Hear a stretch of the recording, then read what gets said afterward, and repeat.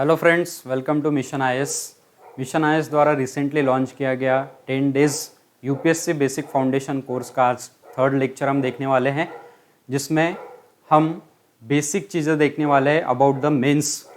सो पिछले जो दो लेक्चर्स थे उसमें हमने देखा था कि एग्ज़ाम पैटर्न क्या एग्जैक्टली, सिलेक्शन प्रोसीजर क्या है, हमारा क्राइटेरिया, नंबर ऑफ अटेम्प्ट्स हमारे लिए कितने होते हैं, उसके बाद एग्जैक्टली आईएएस के लिए when we can start for the preparation, how we can start for the preparation, ये सारी चीज़ें हमने देखी थी। सेकंड लेक्चर में हमने देखा था कि प्रीलिम्स का एग्ज़ाम पैटर्न क्या है, प्रीलिम्स एग्जैक्टली उसमें किस तरह के क्वेश्चंस पूछते हैं, क्वालिफाइंग नेचर का कौन सा पेपर है, कौन से सब्जेक्ट को कितना वेटेज है, और प्रीलिम्स का भी हमने डिटेल में सिलेबस भी देखा था, सीसैट का भी और जनरल स्टडीज़ का भी, और प्रीलिम्स को किस तरह की स्ट्रैटेजी और प्रिपरेशन की हमारी प्लानिंग होनी चाहिए, वो भी सारी चीज़ें हमने पहले दो लेक्चर्स में देखी थी।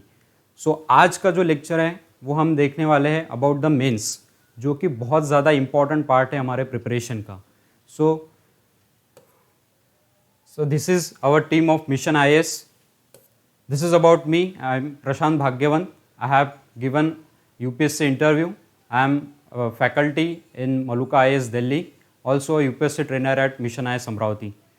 So आज के जो टॉपिक है हमारे, उसको एक ओवरलुक कर लेते हैं। Near about 5 to 6 important points आज के लेक्चर में हम कवर अप करने वाले हैं, जिसमें पहला इंपॉर्टेंट पॉइंट है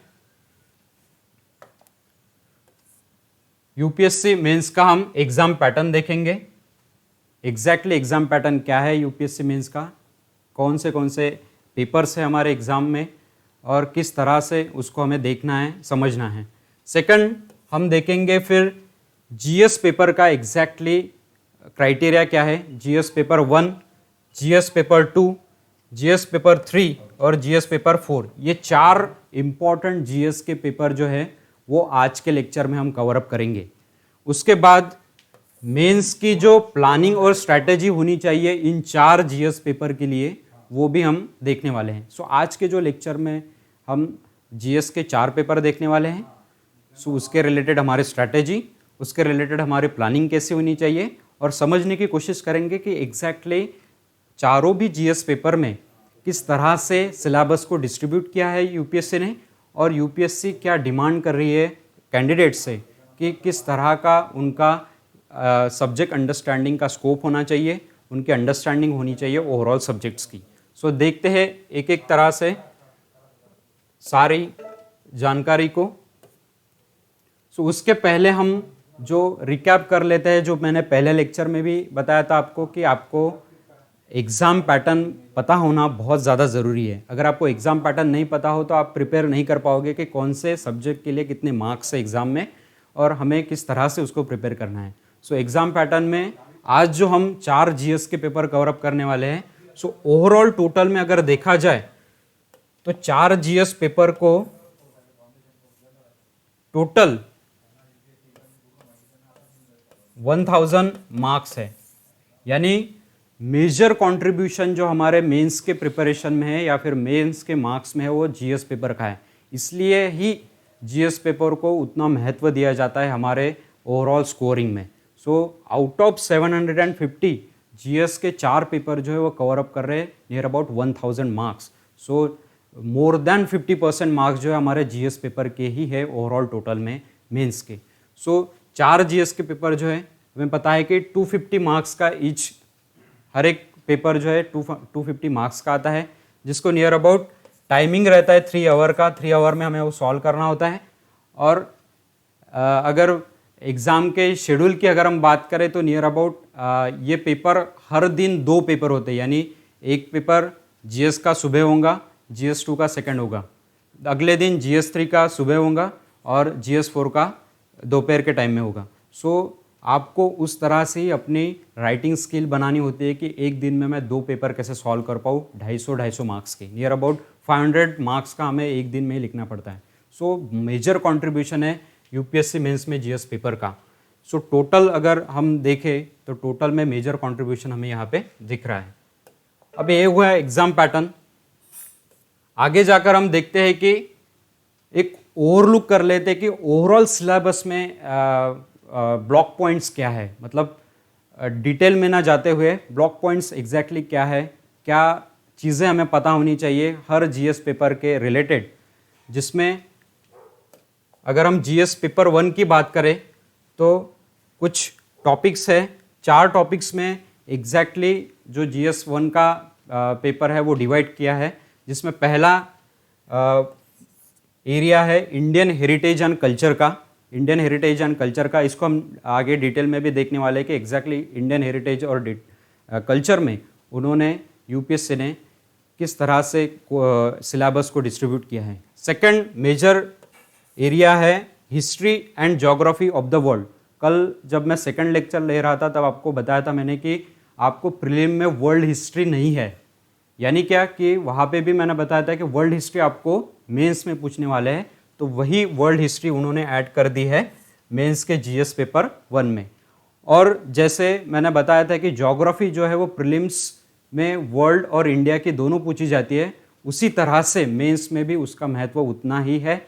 इसलिए इंटर रिलेटेड ज्योग्राफी होती है, हर कंट्री की जो कंसेप्ट्स होते हैं ज्योग्राफी के फिजिकल ज्योग्राफी के स्पेशली, वो इंटर रिलेटेड रहते हैं हर एक कंट्री के वर्ल्ड के अदर एरियाज़ और अदर डिस्ट्रीब्यूटिव पार्ट्स में। सो हमें पता होना चाहिए कि जीएस पेपर 1 में history and geography of the world दोनों हैं, यानी हमें इंडिया की भी हिस्ट्री और ज्योग्राफी करनी है और वर्ल्ड की भी हमें पता होनी चाहिए, ठीक है। देन लास्ट एरिया है पेपर जीएस 1 का society. So basically Indian society related जितने भी इश्यूज चर्चा में रहते हैं 1-1.5 साल में, या फिर जो भी कंसेप्ट से related with our society, Indian society specially, उस रिलेटेड हमें क्वेश्चंस पूछे जा सकते हैं जीएस पेपर 1 में। सो ये 4 क्रक्स एरिया है जीएस पेपर 1 के। जीएस पेपर 2 की अगर हम बात करें तो जीएस पेपर 2 को भी इसी तरह से कुछ क्रक्स ब्लॉक पॉइंट्स में डिवाइड किया जाता है।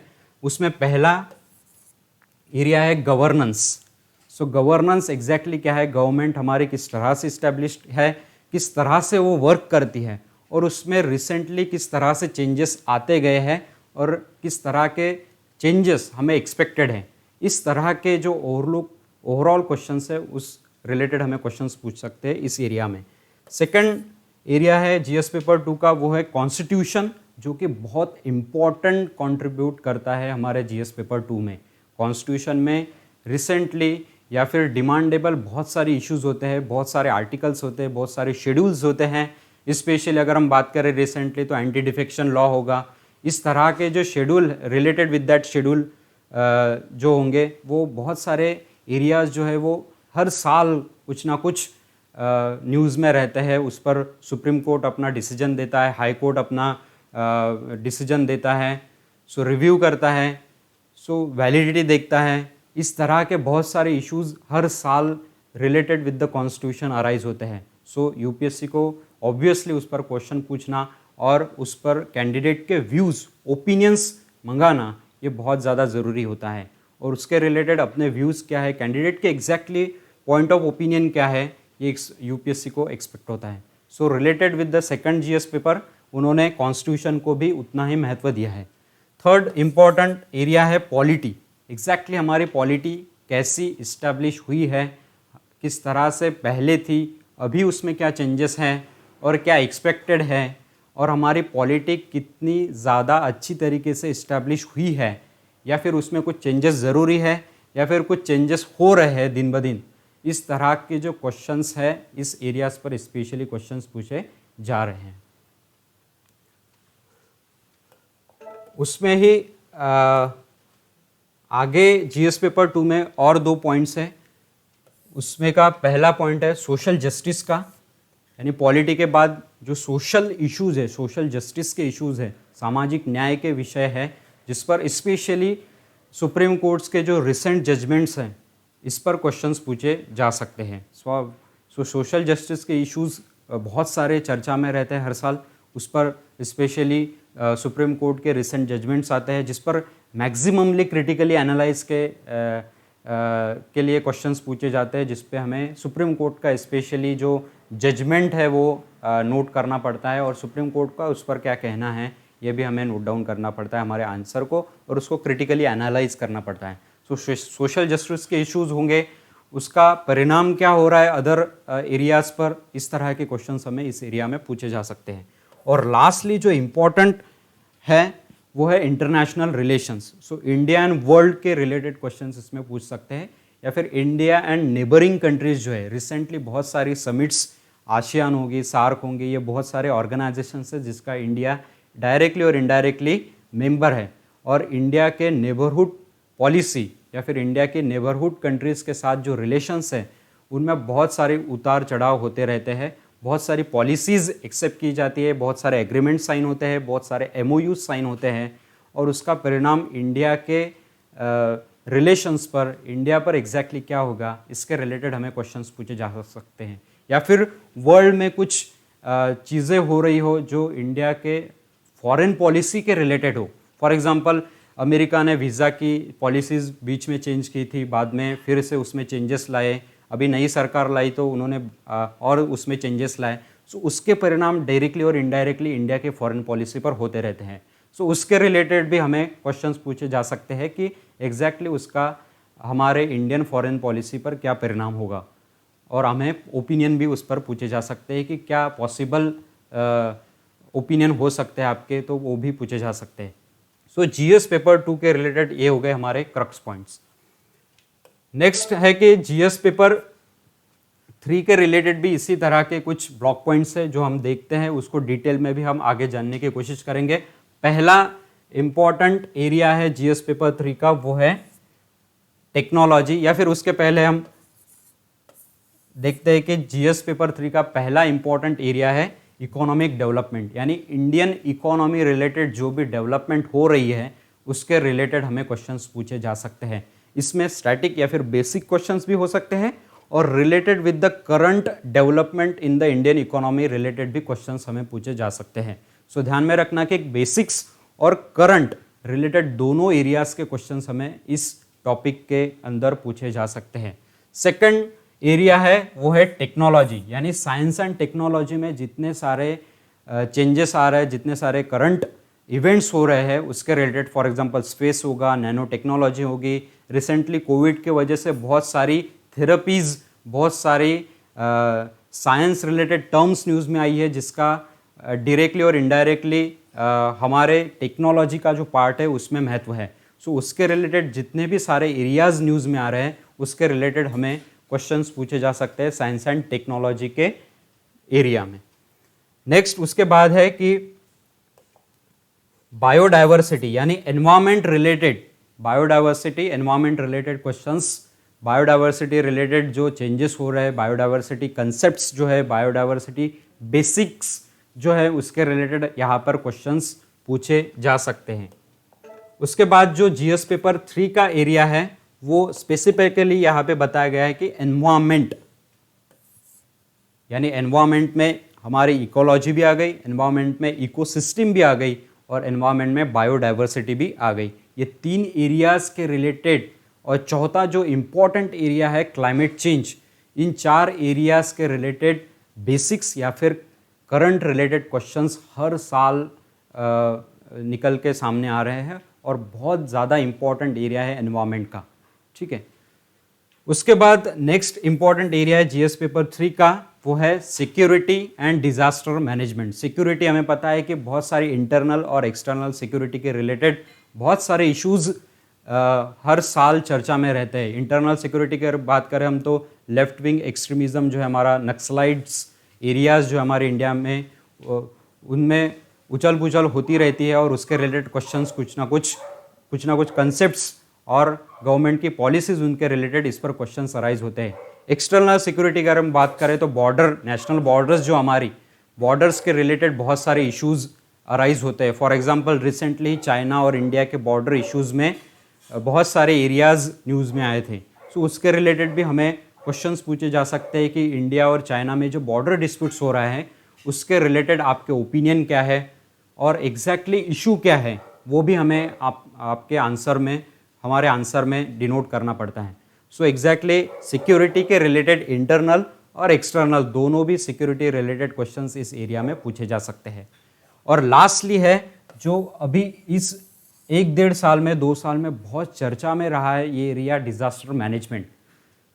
कोविड-19 भी एक तरह का डिजास्टर मैनेजमेंट ही कहा गया है और उसने बहुत सारा इम्पैक्ट किया है हमारे लाइफस्टाइल पर।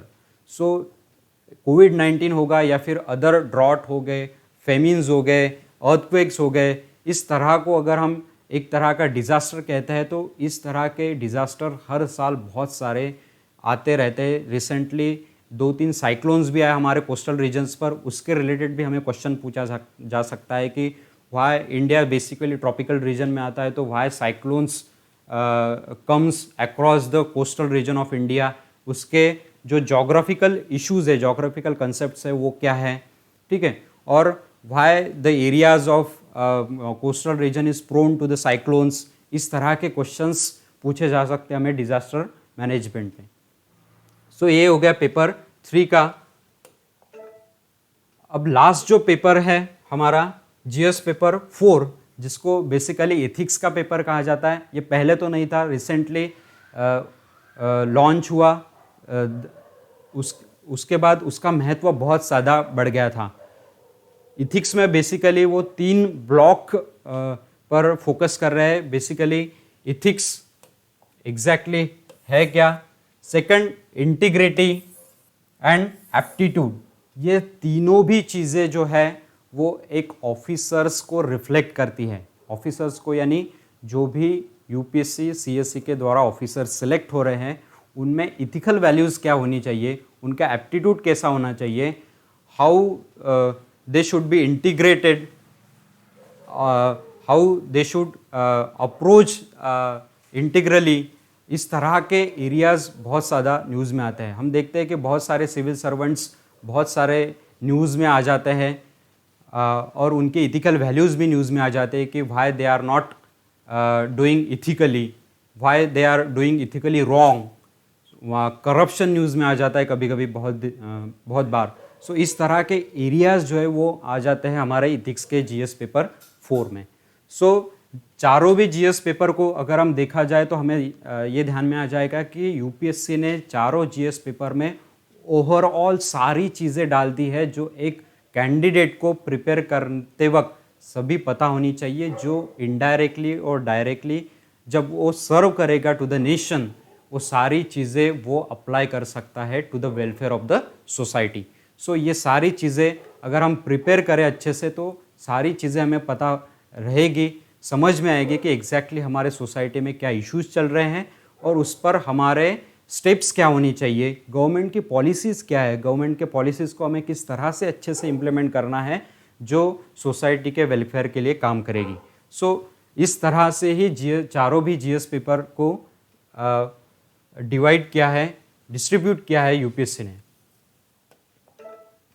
नेक्स्ट अगर हम देखें तो अब हम देखते हैं कि एग्जैक्टली क्वेश्चंस का क्राइटेरिया क्या है। पिछले लेक्चर में मैंने प्रीलिम्स के बारे में आपको बताया था कि कितने क्वेश्चंस आपको आते हैं, कितने मार्क्स के लिए आते हैं। वैसे ही यूपीएससी का भी मेंस के लिए एक पॉपुलर स्ट्रैटेजी है, उस तरह के क्वेश्चंस वो पूछती है और नंबर ऑफ क्वेश्चंस कितने होते हैं, कितने क्वेश्चंस को कितने मार्क्स होते हैं, ये भी हमें छोटी छोटी चीज़ें पता होनी चाहिए। और कितने क्वेश्चंस के मार्क्स को कितनी वर्ड लिमिट है, ये बहुत ज़्यादा इंपॉर्टेंट है, क्योंकि जब हम आंसर राइटिंग करते हैं, अगले आने वाले लेक्चर्स में हम देखेंगे कि आंसर राइटिंग कैसे हमें इस्टेब्लिश करनी है, कैसे उसको इम्प्रूव करना है, कैसे हमें आंसर्स लिखने हैं, इसके बारे में तो हम बाद में देखेंगे ही। लेकिन वर्ड लिमिट मेंस के आंसर्स में बहुत ज़्यादा इंपॉर्टेंट होती है। अगर आप वर्ड लिमिट क्रॉस करते हो तो डायरेक्टली आपके मार्क्स पर इफेक्ट होता है। सो आपको उतने ही वर्ड्स में आपके आंसर्स को लिखना है। सो कितने वर्ड्स के लिए कितने मार्क्स का क्वेश्चन है ये भी हम देख लेते हैं। अगर हम पहले 3 GS paper GS1, GS2, GS3 की अगर बात करें तो टोटल क्वेश्चंस हमें पूछे जाते हैं 20 क्वेश्चंस में से पहले जो 10 क्वेश्चंस है वो क्वेश्चंस होंगे 10 मार्क्स के। 10 मार्क्स के ये पहले 10 क्वेश्चंस हो गए। ध्यान दें कि जो 20 क्वेश्चंस हमें दिए गए हैं पेपर में वो सभी के सभी कंपलसरी है, यानी हमें 20 के 20 क्वेश्चन ही पूरे के पूरे सॉल्व करने हैं, ठीक है। सो पहले 10 क्वेश्चन जो 10 मार्क्स के रहेंगे, यानी उसकी टोटल रहेगी 150 मार्क्स की। और वर्ड लिमिट जो है पहले 10 क्वेश्चंस की जो 10 मार्क्स के लिए पूछे गए हैं उसके है 150 वर्ड्स। आपको 150 वर्ड्स में ही उसका आंसर्स प्रॉपरली लिखना है, इंट्रोडक्शन, बॉडी और कंक्लूजन को। उसके बाद जो 11 से लेकर 20 के क्वेश्चंस है, 20 तक के क्वेश्चंस है, वो जो 10 क्वेश्चंस है वो आते हैं 15 मार्क्स के लिए, 15 मार्क्स के लिए। सो ये 10 क्वेश्चंस हो गए 150 मार्क्स के लिए, जिसकी वर्ड लिमिट है 250। यानी हम यहाँ पे समझ सकते हैं कि जो आगे के 11 से 20 तक के क्वेश्चंस है वो लॉन्ग क्वेश्चंस है। लॉन्ग क्वेश्चंस यानी वो हो सकते हैं क्रिटिकली एलाबोरेट, क्रिटिकली एनालाइज, इस तरह के क्वेश्चंस वो हो सकते हैं जिसको हमें एलाबोरेट करना है, या फिर उसका answers comparatively to the first 10 questions बड़ा होगा थोड़ा सा, और उसको हमें थोड़ा सा एलाबोरेट भी करना पड़ेगा as per the demand of the questions, ठीक है।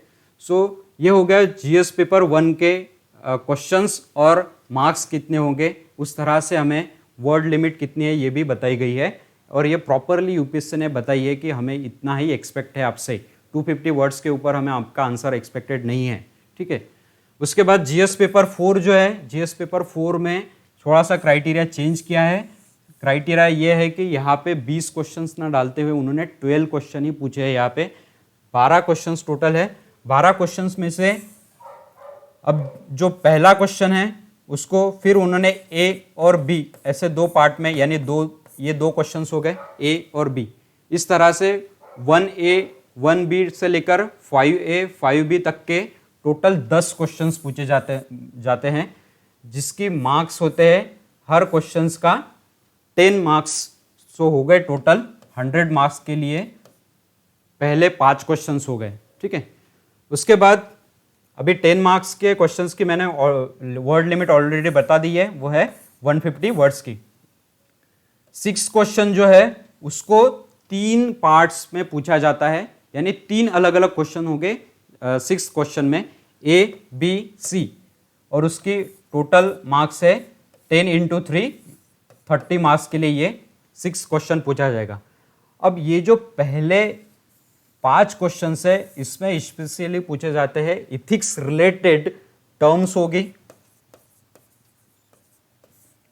ठीक है। इथिक्स में जितने सारे टर्म्स हैं उसके रिलेटेड ये क्वेश्चंस हो गए, यानी बेसिक क्वेश्चंस पूछे जा सकते हैं जीएस के पेपर 4 के सिलेबस रिलेटेड।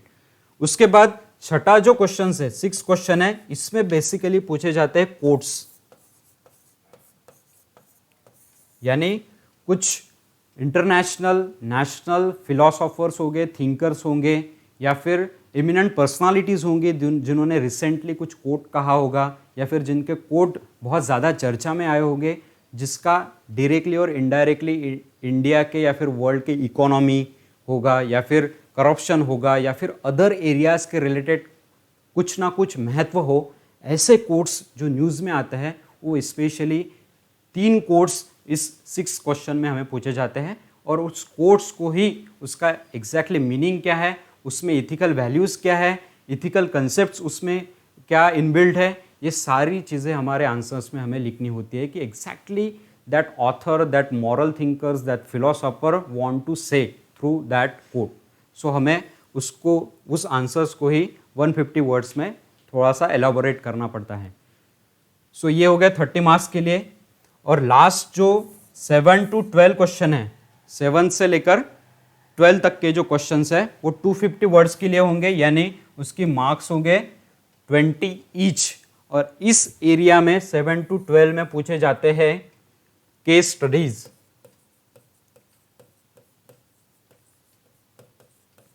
अब ये केस स्टडीज किसके रिलेटेड होगी? केस स्टडीज रिलेटेड होगी विद द इथिकल कंसेप्ट्स।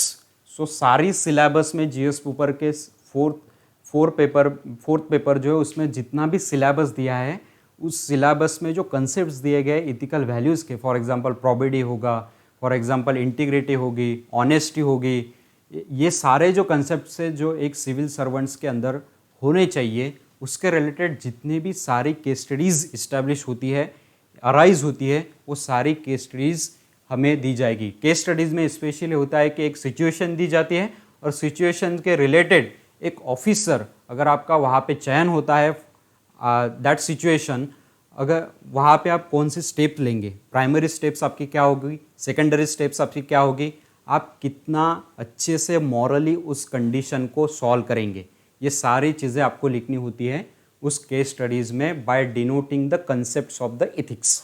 ठीक है, सो आपको एक केस स्टडीज़ पूछी जाएगी इस 7th to 12th जो क्वेश्चंस है उसमें।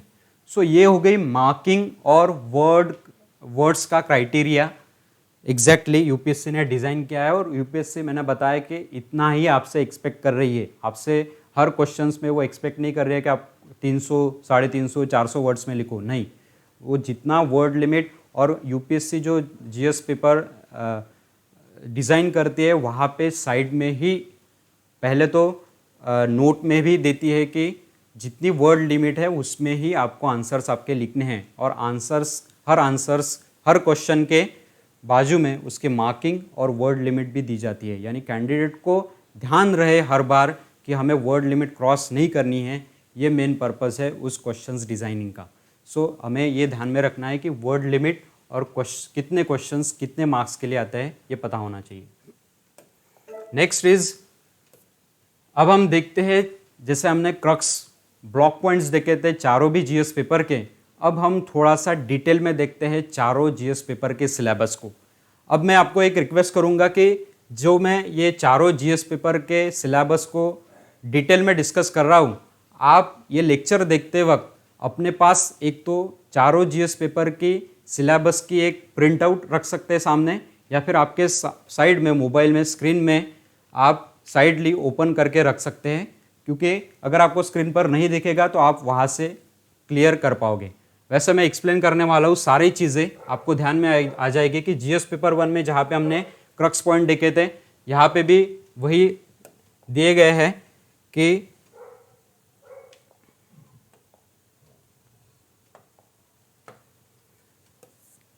इंडियन हेरिटेज, जीएस पेपर 1 में पहले क्रक्स पॉइंट्स जो है वो है Indian heritage, culture, history and geography of the world and society related. हमने देखा था कि ये 4 से 5 क्रक्स पॉइंट्स वहाँ पे जीएस पेपर 1 में देखे थे। अब जो डिटेल में जीएस पेपर 1 है वो एग्जैक्टली क्या है, Indian culture, exactly Indian heritage और कल्चर में वो क्या पूछने वाले हैं, कौन से एरियाज है सिलेबस में, ये जानना बहुत ज़्यादा ज़रूरी होता है। क्योंकि जब हम रेफरेंस बुक्स एनसीईआरटीज़ पढ़ते हैं तो इस सिलेबस को सामने रख के ही हमें रेफरेंस बुक्स और एनसीईआरटीज़ पढ़ने होते हैं, क्योंकि हमें पूरा बुक नहीं पढ़ना है, हमें पीएचडी नहीं करनी है, उस पर विषय पर हमें पीएचडी नहीं करनी है। जितना सिलेबस यूपीएससी ने डिज़ाइन किया है उतना ही हमें पढ़ना है उस बुक से। सो एनसीईआरटी या फिर रेफरेंस बुक होंगे, उसको पढ़ते वक्त ये सिलेबस को हमें हमेशा ध्यान में रखना है।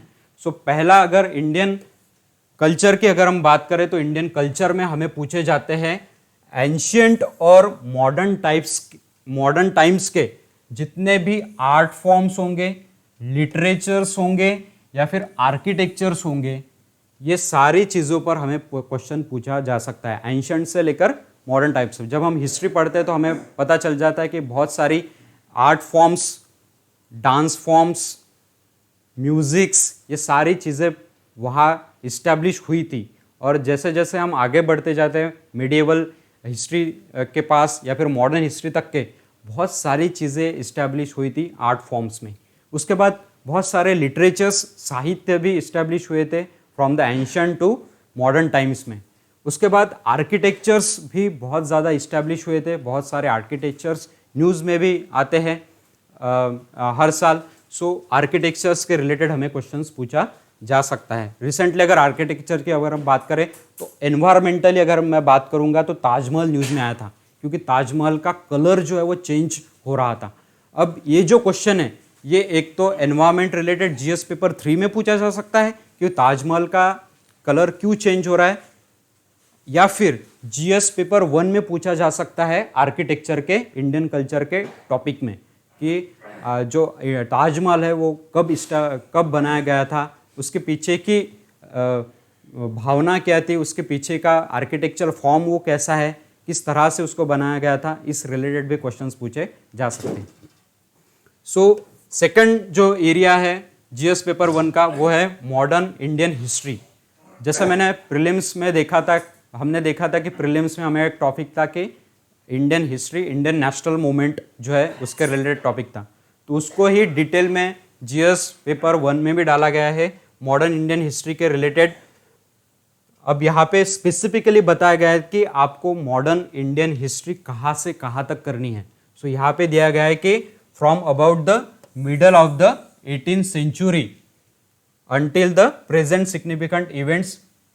ठीक है, यानी क्या कि आपको नियर अबाउट 1850 से रिलेटेड 1850 के बाद सारी हिस्ट्री ऑनवर्ड्स पता होनी चाहिए। जो डेवलपमेंट्स हुई, नेशनल मूवमेंट्स हुए, जो भी इवेंट्स हुए, वो सारे इवेंट्स आपको पता होनी चाहिए। उसके साथ साथ इस मॉडर्न टाइम्स में जितने भी पर्सनालिटीज और इश्यूज न्यूज़ में थे, वो सारे इश्यूज, पर्सनालिटीज इंपॉर्टेंट जो थी वो हमें पता होनी चाहिए।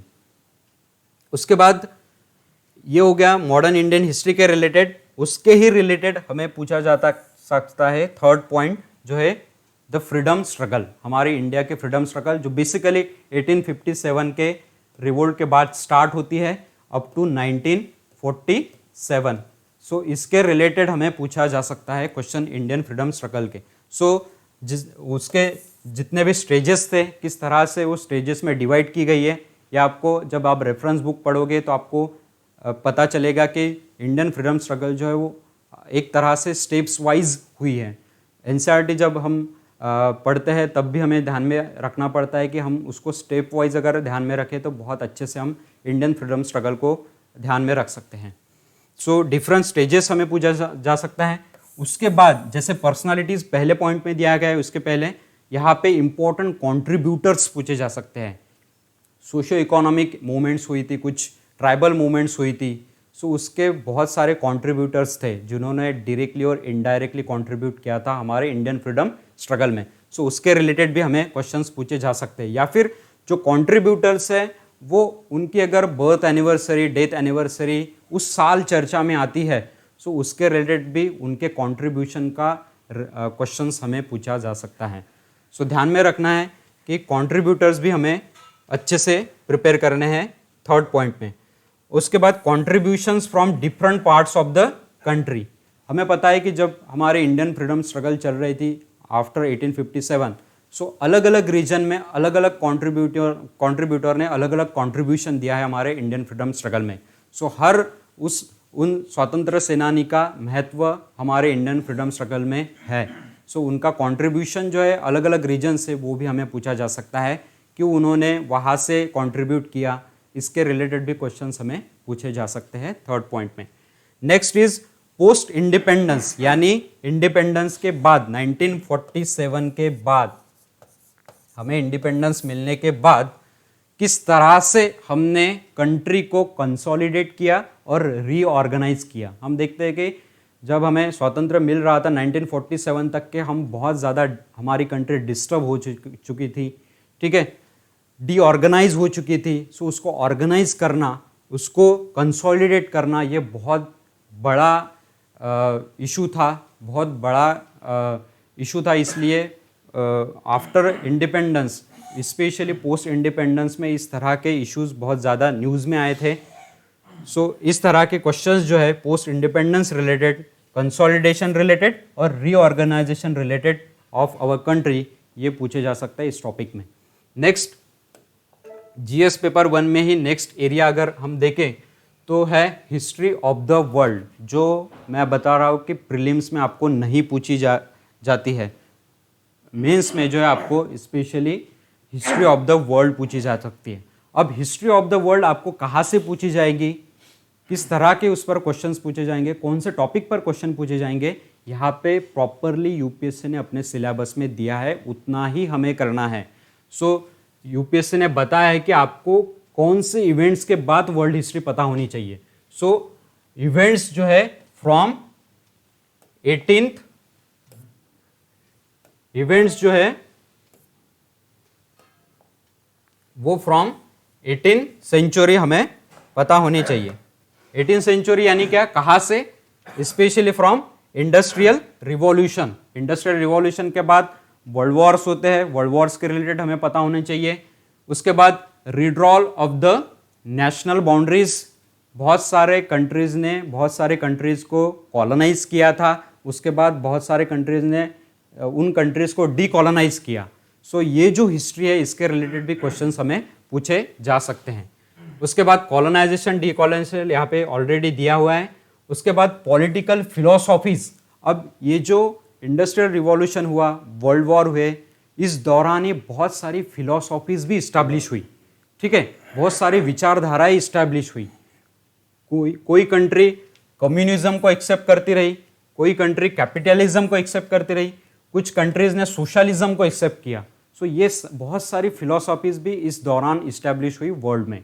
सो इनको भी हमें समझना है और इसके रिलेटेड भी हमें क्वेश्चंस पूछे जा सकते हैं, ठीक है। सो ये जो कॉन्सेप्ट्स इस्टेब्लिश हुए इनके फॉर्म्स क्या थे, यानी मेन पर्पस क्या था उनके इस्टेब्लिशमेंट का, और उसके बाद उनका इफेक्ट क्या हुआ सोसाइटी पर, एग्जैक्टली सोसाइटी पर उसका इफेक्ट क्या हुआ, क्यों इस्टेब्लिश हुए और उसका इफेक्ट क्या हुआ सोसाइटी पर। इस तरह के क्वेश्चंस हमें पूछे जा सकते हैं। उसके बाद नेक्स्ट टॉपिक है, अब एक वर्ल्ड हिस्ट्री का टॉपिक, उसके बाद फिर से इंडिया पर जीएस पेपर 1 में टॉपिक डाला गया है कि इंडियन सोसाइटी के रिलेटेड साइलेंट फीचर्स, यानी हमारे सोसाइटी के फीचर्स क्या एग्जैक्टली वो पता होने चाहिए। हमें पता है कि हमारी इंडियन कंट्री बहुत ज़्यादा डाइवर्स है। सो डाइवर्सिटी ऑफ इंडिया हमारे इंडिया में कैसे इस्टेब्लिश है, हाउ इंडिया इज डाइवर्सिफाइड, ठीक है, किस तरह की डाइवर्सिफाइड कंट्री है हमारी, उसके फीचर्स क्या है, इंडियन सोसाइटी के एग्जैक्टली फीचर्स क्या है, इसके रिलेटेड क्वेश्चंस स्टैटिक या फिर बेसिक हमें पूछे जा सकते हैं, स्पेशली 10 मार्क्स के क्वेश्चन में। उसके बाद रोल ऑफ वुमेन्स ऑर्गेनाइजेशन, इस पर भी क्वेश्चंस पूछे जा सकते हैं। देखिए प्रीलिम्स में भी हर साल और मेंस में भी हर साल 1 या 2 क्वेश्चंस वुमेन्स कंट्रीब्यूशन पर रहते ही है। फ्रीडम स्ट्रगल में, इंडियन नेशनल मूवमेंट में बहुत सारे महिलाओं का भी योगदान है। सो जो फ्रीडम फाइटर्स थे उनमें स्पेशली जो महिला थी जिन्होंने इंडिया में और इंडिया के बाहर भी काम किया, उनका भी कंट्रीब्यूशन बहुत ज़्यादा इंपॉर्टेंट है हमारे इंडियन नेशनल मूवमेंट में और इंडियन फ्रीडम स्ट्रगल में। सो उनके रिलेटेड भी उनका रोल क्या है, उन्होंने किस ऑर्गेनाइजेशन में काम किया या फिर कौन से ऑर्गेनाइजेशन के साथ वो जुड़े थे। उसके बाद पॉपुलेशन और उसके एसोसिएटेड इशू जो अभी चर्चा में है, पॉपुलेशन के इश्यूज़। अभी रिसेंटली 1 चाइल्ड पॉलिसी फिर से चाइना की न्यूज़ में आई थी, क्योंकि चाइना में ओल्ड एज पॉपुलेशन जो बढ़ती जा रही है। सो उन्होंने फिर से रिवाइव किया कि हम 3 चाइल्ड पॉलिसी पर आते हैं, क्योंकि हमारी यंग पॉपुलेशन जो कम होती जा रही है। और इंडिया की अगर हम बात करें तो इंडिया में डेमोग्राफी बहुत ज़्यादा है, यानी वर्किंग पॉपुलेशन जो है वो comparatively to the other countries बहुत ज़्यादा है। लेकिन इंडिया की पॉपुलेशन भी दिन ब दिन बहुत तेज़ी से बढ़ती जा रही है। सो पॉपुलेशन और उसके रिलेटेड जो इश्यूज़ हैं वो पूछे जा सकते हैं हमें इस टॉपिक में। उसके अलावा पॉवर्टी एंड डेवलपमेंट इश्यूज़ पूछे जा सकते हैं। अभी भी इंडिया में बहुत सारे लोग गरीबी रेखा के अंदर है, ठीक है। सो पॉवर्टी रिलेटेड इश्यूज़ और उसके रिलेटेड डेवलपमेंट क्या है, कौन से इनिशिएटिव्स गवर्नमेंट ले रही है, कौन से स्टेप्स स्टेट गवर्नमेंट या फिर सेंट्रल गवर्नमेंट ले रही है पॉवर्टी एलिवेशन के लिए। सो उसके रिलेटेड भी हमें क्वेश्चन पूछे जा सकते हैं। उसके बाद अर्बनाइजेशन और उसके रिलेटेड प्रॉब्लम्स और रेमेडीज। अर्बनाइजेशन के इश्यूज क्या है, अर्बनाइजेशंस के प्रॉब्लम्स एग्जैक्टली क्या फेस कर रही है इंडिया, और उसके लिए रेमेडीज क्या है, यानी रिलीफ क्या है, ठीक है। सो इस तरह के questions, opinion based questions comments करके हमें पूछे जा सकते हैं मेंस पेपर में। उसके बाद नेक्स्ट टॉपिक है जीएस पेपर 1 का, वो है effects of globalisation on Indian society. अभी हमने देखा अर्बनाइजेशन, यहाँ पे पूछा है ग्लोबलाइजेशन, जो एक बहुत ब्रॉड टर्म है। ग्लोबलाइजेशन के हमें इफेक्ट्स पूछे जा सकते हैं, उसके क्या इफेक्ट्स हैं हमारे इंडियन सोसाइटी पर, इंडिया पर एग्जैक्टली, ठीक है। सो इसके रिलेटेड हमें क्वेश्चन पूछे जा सकते हैं। नेक्स्ट 9 पॉइंट है, वो है सोशल एम्पावरमेंट का, जिसमें कम्युनलिज्म, रीजनलिज्म और सेक्युलरिज्म पर क्वेश्चंस पूछे जा सकते हैं। ये तीनों चारों पॉइंट्स जो है, इश्यूज जो है, ये न्यूज़ में रहते हैं। फॉर एग्जांपल अभी बहुत ज़्यादा चर्चा में जो इशू है वो है सेक्युलरिज्म का। पिछली बार भी क्वेश्चन यूपीएससी ने मेंस में यहाँ इस पर पूछा था, इस बार भी एक्सपेक्टेड है कि क्वेश्चंस पूछे जा सकते हैं। सो ये जो एरियाज है इसको यूपीएससी ने क्यों डाला है सिलेबस में, ये ध्यान हमें देना चाहिए कि ये जो इश्यूज है ये हर साल, हर 1-1.5 साल में बहुत ज़्यादा चर्चा में रहते हैं हमारे इंडिया में। सो इसके लिए इस टॉपिक्स को स्पेसिफिकली हमारे मेंस में मेंशन किया है बाय द यूपीएससी। ठीक है, नेक्स्ट अगर हम बात करें, सो अभी ये ज्योग्राफी का जो पेपर 1 का ही पार्ट है हमारे जीएस का, उसके रिलेटेड टॉपिक्स हैं, जीएस पेपर 1 में ही पूछा जाता है। So salient features of world physical geography, world physical geography, ठीक है, दुनिया की जो प्राकृतिक भूगोल है उसके रिलेटेड अगर कोई इश्यूज कंसेप्ट्स न्यूज़ में आते हैं ज्योग्राफी रिलेटेड, तो उस पर हमें क्वेश्चंस पूछे जा सकते हैं। उसके बाद डिस्ट्रीब्यूशन ऑफ की natural resources across the world, जितने भी नेचुरल रिसोर्सेज है उनका किस तरह का डिस्ट्रीब्यूशन है थ्रू आउट द वर्ल्ड, उस पर भी क्वेश्चंस पूछे जा सकते हैं। ठीक है, अब इसमें स्पेसिफिकली बताया है कि including south Asia and Indian सब कॉन्टिनेंट, यानी नेचुरल रिसोर्सेज भी साउथ एशिया में और इंडियन सब कॉन्टिनेंट में किस तरह से डिस्ट्रीब्यूट है, इस पर स्पेसिफिकली आपको क्वेश्चंस पूछा जाएगा। उसके बाद factors responsible for the location of primary, secondary and tertiary sector industries in various part of the world, यानी ह्यूमन ज्योग्राफी रिलेटेड ये टॉपिक डाला गया है यूपीएससी ने। ठीक है, सो प्राइमरी होगा, यानी बेसिकली इंडिया में देखा जाए तो एग्रीकल्चर हो गई प्राइमरी में, सेकेंडरी की अगर हम बात करें तो मैन्युफैक्चरिंग सेक्टर हो गया, और टर्शरी की अगर हम बात करें तो जो सर्विस सेक्टर हो गया, उसके रिलेटेड जितने भी इश्यूज वर्ल्ड में इंक्लूडिंग इंडिया अगर चर्चा में रहते हैं तो उसके रिलेटेड हमें क्वेश्चन पूछा जा सकता है। ये बेसिकली ह्यूमन ज्योग्राफी का पार्ट है। ठीक है, उसके बाद टॉपिक है important geophysical phenomena. Geophysical phenomena जो है वो न्यूज़ में आते हैं बहुत सारे। अभी आपको टॉपिक पढ़ते वक्त ध्यान में आएगा कि हर साल किसी ना किसी रीजन में इंडिया के या फिर वर्ल्ड में अर्थक्वेक्स आते रहते हैं। ठीक है, सो अर्थक्वेक रिलेटेड सुनामीज आती रहती है। ठीक है, वोल्केनिक एक्टिविटी होती रहती है बहुत सारे इंडिया में। अभी तो इंडिया में पिछले बार ही एक्टिव वोल्केनो इस्टेब्लिश हुआ था इन अंडमान एंड निकोबार आइलैंड, लेकिन other parts of the world में भी कुछ एक्टिव वोल्केनोज है, यानी वोल्केनिक एक्टिविटीज जो है वो हर साल हर वक्त चलती ही रहती है। ठीक है, सो वोल्केनो एक्टिविटीज, ज्वालामुखी के रिलेटेड जितने भी इश्यूज है वो हमें पूछे जा सकते हैं। उसके बाद ये बहुत ज़्यादा चर्चा में रहता है वो है साइक्लोन्स। अभी रिसेंटली ही चक्रवादल जिसको कहते हैं, रिसेंटली ही साइक्लोन्स हमारे कोस्टल रीजन्स पर आए थे। ठीक है, सो उसके रिलेटेड हमें पूछे जा सकते हैं कि why the coastal region of India is prone to the cyclone, क्यों प्रोन एरिया है वो रीजन। ठीक है, सो उसके रिलेटेड जियोफिजिकल फिनोमेनन्स क्या है, उसके रिलेटेड भी हमें क्वेश्चंस पूछे जा सकते हैं, जो स्पेसिफिकली हमें आंसर में मेंशन करना होता है कि साइक्लोन रिलेटेड कौन से जियोफिजिकल फिनोमेनन्स चर्चा में है। ठीक है, उसके बाद ज्योग्राफिकल फीचर्स भी हमें कुछ पूछे जाते हैं। ज्योग्राफिकल फीचर्स में क्या है एग्जैक्टली, लोकेशन चेंजेस होंगे। ठीक है, कुछ ज्योग्राफिकल फीचर्स जिसमें वाटर बॉडीज होंगी, आइस कैप्स होंगे। अभी रिसेंटली हमने देखा था कि चमोली जो उत्तराखंड है वहाँ पे आइस कैप जो है या फिर ग्लेशियर जो है वो फूट गए थे। ठीक है, वहाँ उसके वजह से बाढ़ भी आई थी। ठीक है, सो ये आइस कैप जो है उसके रिलेटेड भी इश्यूज हर साल किसी ना किसी जगह पर न्यूज़ में रहते हैं। ठीक है, अभी रिसेंटली अंटार्कटिका के भी आइसबर्ग जो है वो मेल्ट होने की संभावना है, इस तरह का वक्तव्य भी क्लाइमेट चेंज एक्टिविस्ट ने बताया था। सो इसके रिलेटेड भी हमें क्वेश्चंस पूछे जा सकते हैं। ठीक है, कि उनका इम्पैक्ट क्या होगा। ठीक है, उसके बाद फ्लोरा एंड फोना और उसके चेंजेस के इफेक्ट्स क्या है। ठीक है, फ्लोरा और फोना यानी एनिमल्स और प्लांट्स में किस तरह के चेंजेस होते जा रहे हैं इस ज्योग्राफिकल फीचर्स के द्वारा, यानी ज्योग्राफिकल फीचर्स या फिर जियोफिजिकल फिनोमेनन्स के इफेक्ट्स फ्लोरा और फोना पर कैसे हो रहे हैं, इस तरह के क्वेश्चंस हमें पूछे जा सकते हैं। नेक्स्ट इज, अब ये हो गया जीएस पेपर 1 का सिलेबस जो हमने डिटेल में देखा।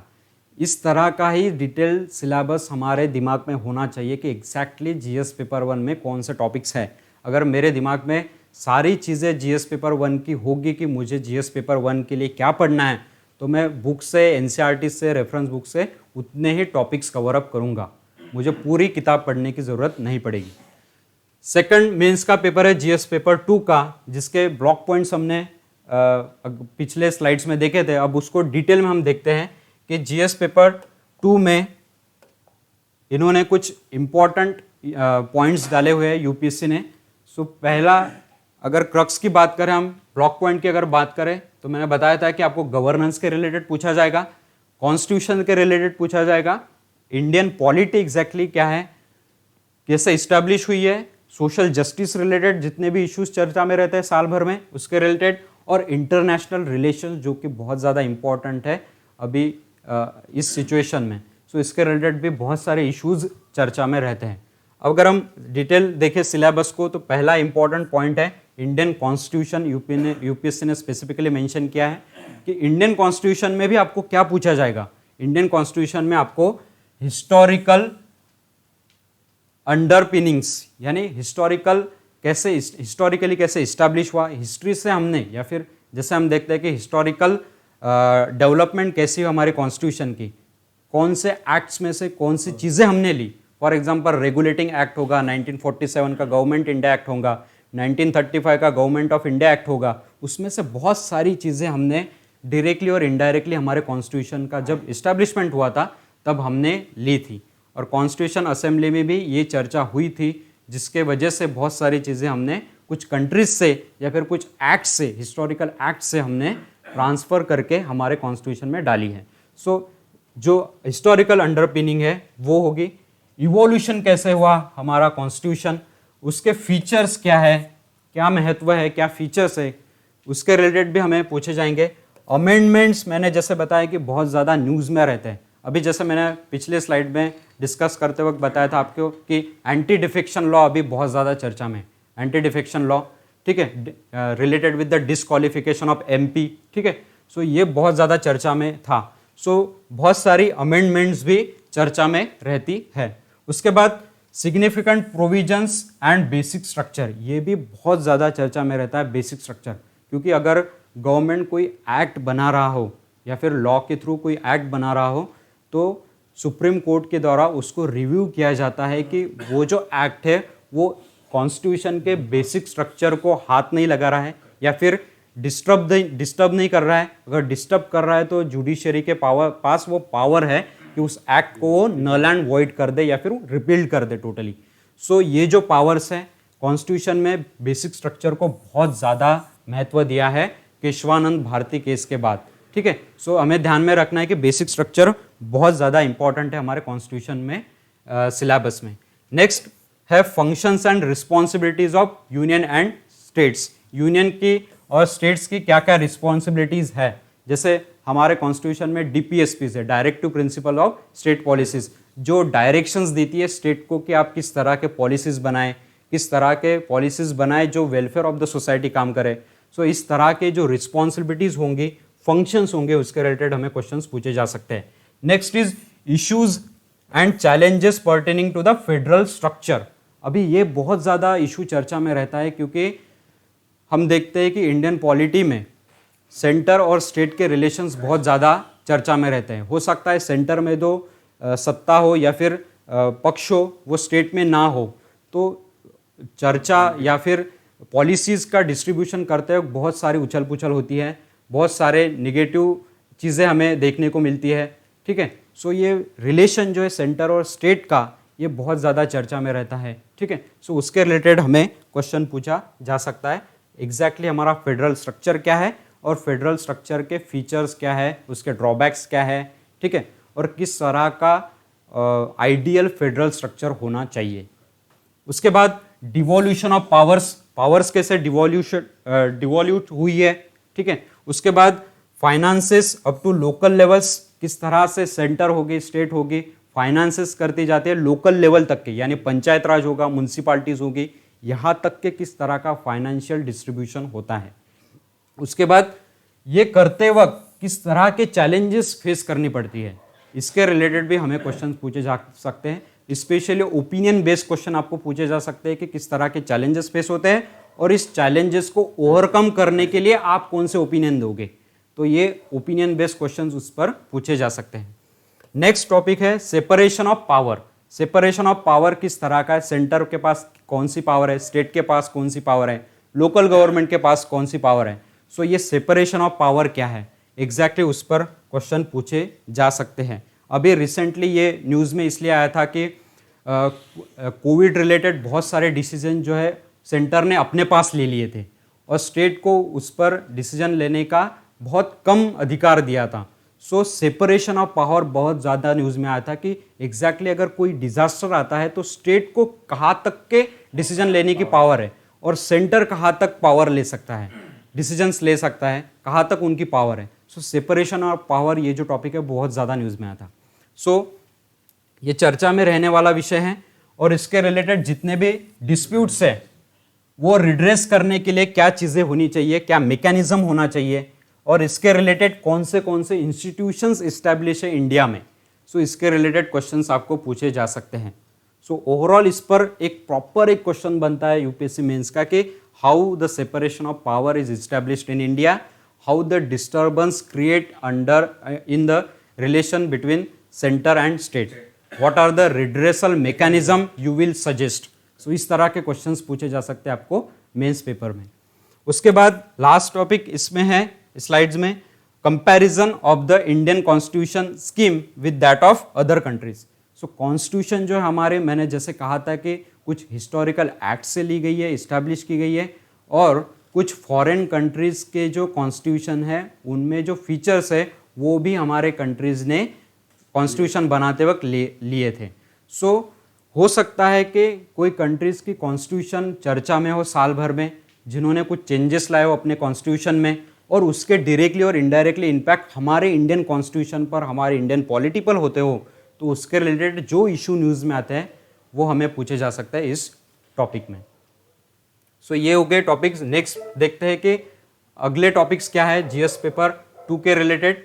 So parliament and state legislature, parliament and state legislature related. Parliament हमें पता है कि पार्लियामेंट का काम क्या है कि कोई अगर लॉ बन रहा है, लॉ है उस पर डिस्कस करना और लॉ को एक्ट में कन्वर्ट करना और उस एक्ट को, उस पॉलिसीज़ को इस पूरे इंडिया में लागू करना। सो बेसिकली पार्लियामेंट जो हमारी लॉ मेकिंग बॉडी है, ठीक है, लॉ को बनाती है। स्टेट लेजिस्लेचर का भी काम है कि स्टेट्स में जो भी इम्पोर्टेंट पॉलिसीज़ है उसको बनाना, उसको इम्प्लीमेंट करना, ठीक है। और इम्प्लीमेंट की एजेंसीज है differently. For example if you are an IAS officer, आपके पास कुछ पॉलिसीज आ सकती है स्टेट गवर्नमेंट की या फिर सेंट्रल गवर्नमेंट की by through the scheme specially, और उसको आपको लागू करना है। So IAS officer mainly work as a implementer, ठीक है। सो आईएएस ऑफिसर मेनली उस सोसाइटी में इम्प्लीमेंट करने का काम करता है, ठीक है। उसके बाद इंडियन पार्लियामेंट और स्टेट लेजिस्लेचर के रिलेटेड हमें स्ट्रक्चर के रिलेटेड क्वेश्चंस पूछ सकते हैं। फंक्शनिंग एग्जैक्टली क्या है पार्लियामेंट के और स्टेट लेजिस्लेचर की, उसके रिलेटेड क्वेश्चंस होंगे। उनका बिजनेस कैसे चलता है, किस तरह के काम वो करते हैं, किस तरह के काम करने के पावर्स उनमें हैं, उसके बाद पावर्स और प्रिविलेजेस, किस तरह के विशेषाधिकार उनको दिए गए हैं, पार्लियामेंट को होंगे या फिर स्टेट लेजिस्लेचर होंगे। स्पेशली इस रिलेटेड क्वेश्चन हमें इमरजेंसी के दौरान पूछे जा सकते हैं कि इमरजेंसी के दौरान पार्लियामेंट के पास कितने पावर्स है, प्रिविलेजेस है और स्टेट के पास कितने पावर्स और प्रिविलेजेस है। इस तरह के क्वेश्चन हमें पूछे जा सकते हैं और बहुत सारे इश्यूज जो है वो साल भर में चर्चा में रहते हैं इस स्टेट लेजिस्लेचर के रिलेटेड और पार्लियामेंट के रिलेटेड, उस पर हमें क्वेश्चंस पूछे जा सकते हैं। नेक्स्ट टॉपिक है structure and organisation and functioning of executive and judiciary. अब जैसे हमने हमारी जो डेमोक्रेसी है उसके कुछ पिलर्स है, स्पेशली 3 पिलर्स है जहाँ पे हम कहते हैं कि लेजिस्लेचर है, जो हमने ऊपर देखा कि इसमें आता है पार्लियामेंट और स्टेट लेजिस्लेचर आएगा। सेकंड जो पिलर है वो हमारा एग्जीक्यूटिव है, यानी जो भी लॉज बनाए गए हैं उसको एग्जीक्यूट करना है हमें, ठीक है, एक्चुअल में लाना है, एक्चुअल में इंप्लीमेंट करना है, सो एग्जीक्यूट करना। और अगर ये जो लेजिस्लेचर है या फिर एग्जीक्यूट किए गए एक्ट जो है या फिर पॉलिसीज जो है ये लागू करते वक्त या फिर पास करते वक्त अगर जुडिशियरी को लगा कि ये एक्ट जो है या फिर पॉलिसीज जो है वो हमारे बेसिक स्ट्रक्चर को या फिर ह्यूमन राइट्स को, फंडामेंटल राइट्स को अगर अफेक्ट कर रही है, तो तीसरा पिलर हमारा काम करता है जुडिशियरी।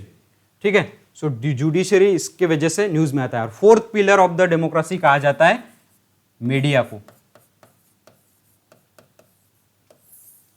ठीक है, सो ये भी चर्चा में रहता है, इस पे स्पेशली ऐसे भी पूछा जाता है और रोल ऑफ मीडिया भी पूछा जाता है हमारे मेंस के क्वेश्चन में। ठीक है, सो ये हो गए हमारे पिलर्स। सो स्ट्रक्चर, उसका ऑर्गेनाइजेशन और फंक्शन क्या है, एग्जीक्यूटिव का और जुडिशियरी का। ठीक है, बहुत सारी मिनिस्ट्रीज है, बहुत सारे डिपार्टमेंट्स है गवर्नमेंट ऑफ इंडिया के। ठीक है, इसके अलावा ये सब मशीनरी होने के अलावा भी कुछ प्रेशर ग्रुप्स भी है जो प्रेशर लाने की कोशिश करते हैं गवर्नमेंट के कुछ इलॉजिकल पॉलिसीज और एक्ट्स पर। सो प्रेशर ग्रुप का भी बहुत ज़्यादा महत्व है। ठीक है, उसके बाद फॉर्मल और इनफॉर्मल एसोसिएशंस भी है कुछ, उनके रोल क्या है हमारे इंडियन पॉलिटी में, इसके रिलेटेड भी हमें क्वेश्चन पूछे जा सकते हैं। Next is salient features of representation of people's act. ये बहुत ज़्यादा इंपॉर्टेंट है। रिप्रेजेंटेशन ऑफ पीपल्स एक्ट ये बहुत ज़्यादा चर्चा में रहता है, इलेक्शन के वक्त तो बहुत ज़्यादा चर्चा में रहता है। रिप्रेजेंटेशन ऑफ पीपल एक्ट जो पास हुआ था आफ्टर द इंडिपेंडेंस, जो पास हुआ था, उसके रिलेटेड भी क्वेश्चन हमें पूछे जा सकते हैं। Next is appointment to various constitutional post, powers, functions, responsibilities of various constitutional bodies.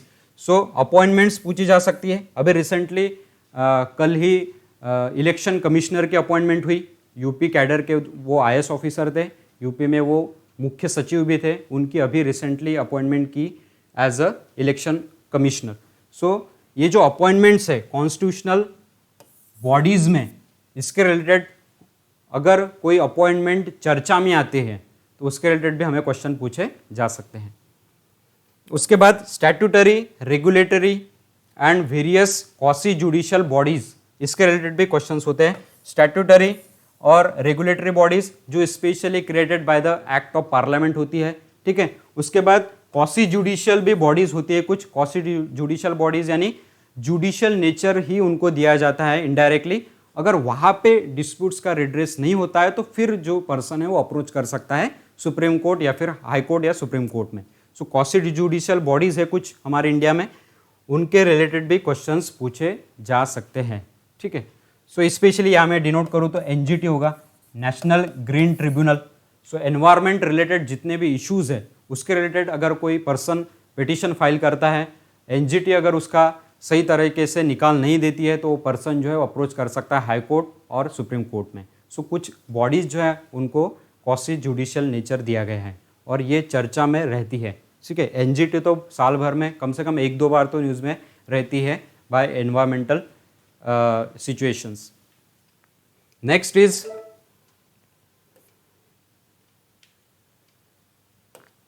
Government policies and interventions for development in various sectors. Government की पॉलिसीज, अभी मैंने बताया कि पार्लियामेंट और स्टेट लेजिस्लेचर को पॉलिसीज कुछ बनाती है जो इम्प्लीमेंट करती है, बाद में IAS ऑफिसर उनको इम्प्लीमेंट करते हैं एज ए इम्प्लीमेंटेटर। सो ये जो पॉलिसीज है, ठीक है, उनका इंटरवेंशन क्या है डेवलपमेंट के लिए। ठीक है, और वेरियस सेक्टर्स जो है हमारे सोसाइटी के, हमारे इंडियन इकोनॉमी के, उसमें उनका महत्व क्या है। ठीक है, उसके बाद कुछ इश्यूज भी अराइज होते हैं उनके रिलेटेड अबाउट देयर डिजाइनिंग। ठीक है, कि किस तरह की वो पॉलिसीज बनाई गई है, उसके इफेक्ट्स क्या है, और उसके अलावा उसको इम्प्लीमेंट भी किस तरह से करना चाहिए, इस तरह के भी क्वेश्चंस आपको पूछे जा सकते हैं। उसके बाद उसमें ही डेवलपमेंट प्रोसेसेस आपको पूछी जा सकती है या फिर डेवलपमेंट इंडस्ट्रीज जो है हमारी, उसके रिलेटेड भी क्वेश्चन पूछे जा सकते हैं। उसके बाद रोल ऑफ NGOs जो मेजर कंट्रीब्यूट करता है डायरेक्टली और इनडायरेक्टली। ठीक है, उसके बाद वेरियस ग्रुप्स है, जैसे मैंने अभी बताया था प्रेशर ग्रुप्स है, वैसे ही बहुत सारे ग्रुप्स है जिसमें सिविल सोसाइटीज करके आते हैं, so role of civil society आपको पूछा जा सकता है। उसके बाद कुछ एसोसिएशंस है, डोनर्स है, चैरिटीज है, इंस्टीट्यूशन या फिर स्टेक होल्डर्स है, जिसके अलावा डायरेक्टली और इनडायरेक्टली हमारे इंडिया में कंट्रीब्यूट किया जाता है। सो उनके रोल, उनके फंक्शंस, उनका कंट्रीब्यूशन, इस पर हमें क्वेश्चन पूछा जा सकता है। Next is welfare schemes. ये बहुत ज़्यादा चर्चा में रहती है, बहुत सारे डिसीजंस गवर्नमेंट लेती है वेलफेयर स्कीम्स के related. So welfare schemes specially for vulnerable sections, जिनको ज़्यादा ज़रूरी है, वो जो सेक्शन है हमारा सोसाइटी का, उनके रिलेटेड अगर गवर्नमेंट कुछ स्कीम्स इस्टेब्लिश करते, कोई स्कीम डिज़ाइन करती है, सो वो जो वल्नरेबल सेक्शन है ऑफ आवर पॉपुलेशन, उनके related by the centre and states and performance of this schemes, उनका परफॉर्मेंस कैसा है। फॉर एग्जाम्पल अगर हम बात करें नरेगा की,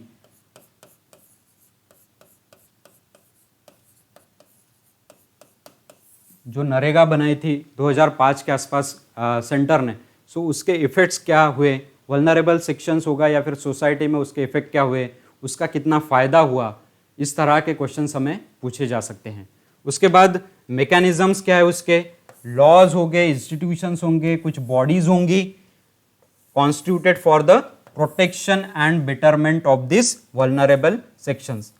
अगर सरकार को लगे कि इस वल्नरेबल सेक्शंस के लिए कुछ बॉडीज होनी चाहिए, कुछ स्पेसिफिक स्कीम्स होनी चाहिए उनके वेलफेयर के लिए, उनके एम्पावरमेंट के लिए, सो इस तरह के रिलेटेड क्वेश्चंस आपको पूछे जा सकते हैं इस टॉपिक में। नेक्स्ट इसी टॉपिक में है पॉलिटी के सेकंड पेपर में, issues relating to development and management of social sector services relating to health, education, human resources. Specifically topic को मेंशन किया गया यहाँ पे कि आपको इस एरियाज में ही क्वेश्चन पूछे जाएंगे। उसके बाद issues relating to poverty and hunger, poverty और हंगर को एलिवेट करने के लिए कौन से स्टेप्स गवर्नमेंट ने उठाए हैं और किस तरह के स्टेप्स उठाने चाहिए, इसके रिलेटेड क्वेश्चन पूछे जा सकते हैं। उसके बाद important aspects of governance, governance के रिलेटेड क्वेश्चंस पूछे जा सकते हैं, उसके ट्रांसपेरेंसी के रिलेटेड, उसके अकाउंटेबिलिटी के रिलेटेड। और ये जो ज़्यादा चर्चा में विषय है अभी, यह है ई गवर्नेंस। ई गवर्नेंस बहुत ज़्यादा चर्चा में, हम इलेक्ट्रॉनिक या फिर डिजिटल इंडिया की तरफ जा रहे हैं। सो इंडिया को अगर डिजिटल करना है, डिजिटल इंडिया का सपना अगर पूरा करना है, सो उसमें ई गवर्नेंस क्या है, उसका रोल क्या है, ये हमें ध्यान में रखना बहुत ज़्यादा ज़रूरी है। और इसके रिलेटेड हर साल 1-2 क्वेश्चंस पूछे जा रहे हैं पिछले 3-4 साल में यूपीएससी मेंस में। उसके बाद एप्लीकेशंस होंगे उसके ई गवर्नेंस के, उसके मॉडल्स क्या है, सक्सेस कितनी अभी हमने ली है, सक्सेस कितनी पाई है उसमें, उसके लिमिटेशंस भी होंगे कुछ, वो क्या है, उसके बाद उसमें पोटेंशियल कितना है, ठीक है। उसके बाद सिटीजन चार्टर, ये हम देखते हैं, ठीक है, सिटीजन चार्टर भी बहुत ज़्यादा न्यूज़ में रहता है, ठीक है। ट्रांसपेरेंसी कैसी रहनी चाहिए, अकाउंटेबिलिटी, और उसके बाद इंस्टीट्यूशनल एंड अदर मेजर्स, ये सारे टॉपिक्स इंक्लूड किए गए हैं आपके जीएस पेपर 2 के मेंस में, ठीक है। अब ये हो गया।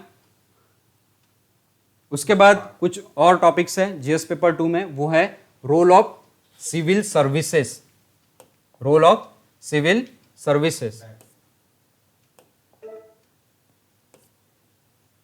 Role of civil services in democracy. Role of civil services, जो जितने भी ऑफिसर सिलेक्ट हो रहे हैं through the civil services examination, उनका रोल क्या है, ठीक है। और डेमोक्रेसी को, हमारे डेमोक्रेसी को स्ट्रांग बनाने के लिए उनका रोल क्या है एग्जैक्टली, इस तरह के क्वेश्चंस आपको पूछे जा सकते हैं। उसके बाद जैसे मैंने बताया था ब्लॉक पॉइंट्स में कि आपको इंटरनेशनल रिलेशन का टॉपिक भी है। So India and it's neighbourhood countries के साथ जो रिलेशन है उसके रिलेटेड क्वेश्चन पूछेंगे। वो बायलैटरल हो सकते हैं, रीजनल हो सकते हैं, या फिर कुछ ग्लोबल ग्रुपिंग्स भी हमारी। फॉर एग्जांपल अभी रिसेंटली आज ही न्यूज़ में आया कि हमारे जो प्राइम मिनिस्टर है वो वर्चुअली G7 में भाग लेंगे, ठीक है। सो G7 जो है ग्लोबल ग्रुपिंग्स है, कुछ कंट्रीज का एक ग्रुप है, 7 कंट्रीज का ग्रुप है, और कुछ उनके ऑब्जर्वर कंट्रीज भी है, ठीक है। सो G7 न्यूज़ में है, इसके रिलेटेड आपको क्वेश्चन पूछा जा सकता है कि G7 कैसे इस्टेब्लिश हुआ और कैसे रोल प्ले कर रहा है वो ग्लोबल इश्यूज को संभालने के लिए, ठीक है। उसके बाद कुछ एग्रीमेंट्स इंटरनेशनल लेवल पर साइन होते हैं इन्वॉल्विंग इंडिया एंड और यहाँ पे और दिया है कुछ एग्रीमेंट साइन होते हैं जो अफेक्ट भी करते हैं इंडिया के इंटरेस्ट को, ठीक है, तब इंडिया उस पर ध्यान देता है और उसको एक्सेप्ट करने से मना कर देता है। सो ऐसे भी कुछ एग्रीमेंट्स हो सकते हैं जो इंडिया के इंटरेस्ट को अफेक्ट करते हो, ठीक है। सो ऐसे कुछ एग्रीमेंट्स होंगे उसके रिलेटेड। उसके बाद effects of policies and politics of developed and developing countries. Effects of policies and politics, दोनों का इफेक्ट क्या है डेवलप कंट्रीज और डेवलपिंग कंट्रीज पर। उसके बाद है इंडियन डायस्पोरा, इंडिया के बाहर जो हमारे लोग रह रहे हैं, स्पेशली एनआरआईज हम कहते हैं जिनको। सो ये जो इंडियन डायस्पोरा है इनका इफेक्ट हमारे कंट्रीज के डेवलपमेंट पर क्या होगा, क्या इंटरेस्ट छुपा है इंडिया का उसमें। सो इसका भी इफेक्ट्स हमें पूछे जा सकते हैं। उसके बाद इंपॉर्टेंट इंटरनेशनल इंस्टीट्यूशंस है, कुछ एजेंसीज है वर्ल्ड में, और for their structure and mandate क्या है उनका। फॉर एग्जांपल हम इंटरनेशनल इंस्टीट्यूशंस की अगर बात करें तो बहुत ऊपर हम देखते हैं यूनाइटेड नेशंस है, उसके बहुत सारे विंग्स है, बहुत सारी विंग्स है उसके रिलेटेड भी बहुत सारे इश्यूज चर्चा में रहते हैं। सो इंटरनेशनल इश्यूज जो है उसके रिलेटेड क्वेश्चंस पूछे जा सकते हैं। अभी पैंडेमिक के वजह से WHO न्यूज़ में आया था, वर्ल्ड हेल्थ ऑर्गेनाइजेशन, ये बहुत ज़्यादा चर्चा में आया था। सो आपको पूछा जा सकता है कि वर्ल्ड हेल्थ ऑर्गेनाइजेशन का इस्टेब्लिशमेंट कब हुआ, उसके रोल फंक्शंस क्या है, और किस तरह से WHO ने पैंडेमिक को काउंटर करने के लिए स्टेप्स उठाए। इस तरह के क्वेश्चंस आपको पूछे जा सकते हैं। अब देखते हैं GS पेपर 3 को अच्छे से, कि GS पेपर 3 में एग्जैक्टली टॉपिक्स क्या है, किस तरह के टॉपिक्स UPSC ने डाले हैं और किस तरह के क्वेश्चंस हमें उस पर पूछे जा सकते हैं। क्रक्स पॉइंट की अगर हम बात करें तो टेक्नोलॉजी, मैंने बताया था, economic development specially Indian economy के रिलेटेड, बायोडाइवर्सिटी होगा, environment, security and disaster management, ये क्रक्स पॉइंट हमें दिए गए। अभी इसको थोड़ा सा डिटेल में समझने की कोशिश करते हैं। इंडियन इकोनॉमी एंड इश्यूज हमें पूछे जा सकते हैं, किसके related, related with the planning, related with the mobilisation of resources, जितने भी रिसोर्सेज है। फॉर एग्जांपल पैंडेमिक के वजह से मोबिलाइजेशन ऑफ रिसोर्सेज, यानी फॉर एग्जांपल अगर हम सोचे तो वैक्सीन सेंटर ने किस तरह से डिस्ट्रीब्यूट की पूरे इंडिया में, किन स्टेट को किस तरह का डिस्ट्रीब्यूशन किया गया। सो ये क्या हो गया, मोबिलाइजेशन ऑफ रिसोर्सेज, ठीक है। सो मोबिलाइजेशन ऑफ रिसोर्सेज और ग्रोथ रिलेटेड भी हमें क्वेश्चन पूछे जा सकते हैं, related with our Indian economy. उसके बाद डेवलपमेंट एंड एम्प्लॉयमेंट रिलेटेड भी पूछे जा सकते हैं कि हम विकास तो कर रहे हैं लेकिन उस तादाद पर हम एम्प्लॉयमेंट जनरेट भी कर रहे हैं या नहीं कर रहे हैं, हमारे कितने यूथ जो है वो अंडर एम्प्लॉयड हैं, इस रिलेटेड भी क्वेश्चंस हमें पूछे जा सकते हैं, क्योंकि पैंडेमिक के वजह से अनएम्प्लॉयड रेट जो है वो बढ़ गया है इंडिया का। सो उसके रिलेटेड भी हमें क्वेश्चन पूछे जा सकते हैं। उसके बाद ये टॉपिक जो है ये प्रीलिम में भी था, इंक्लूजन करके,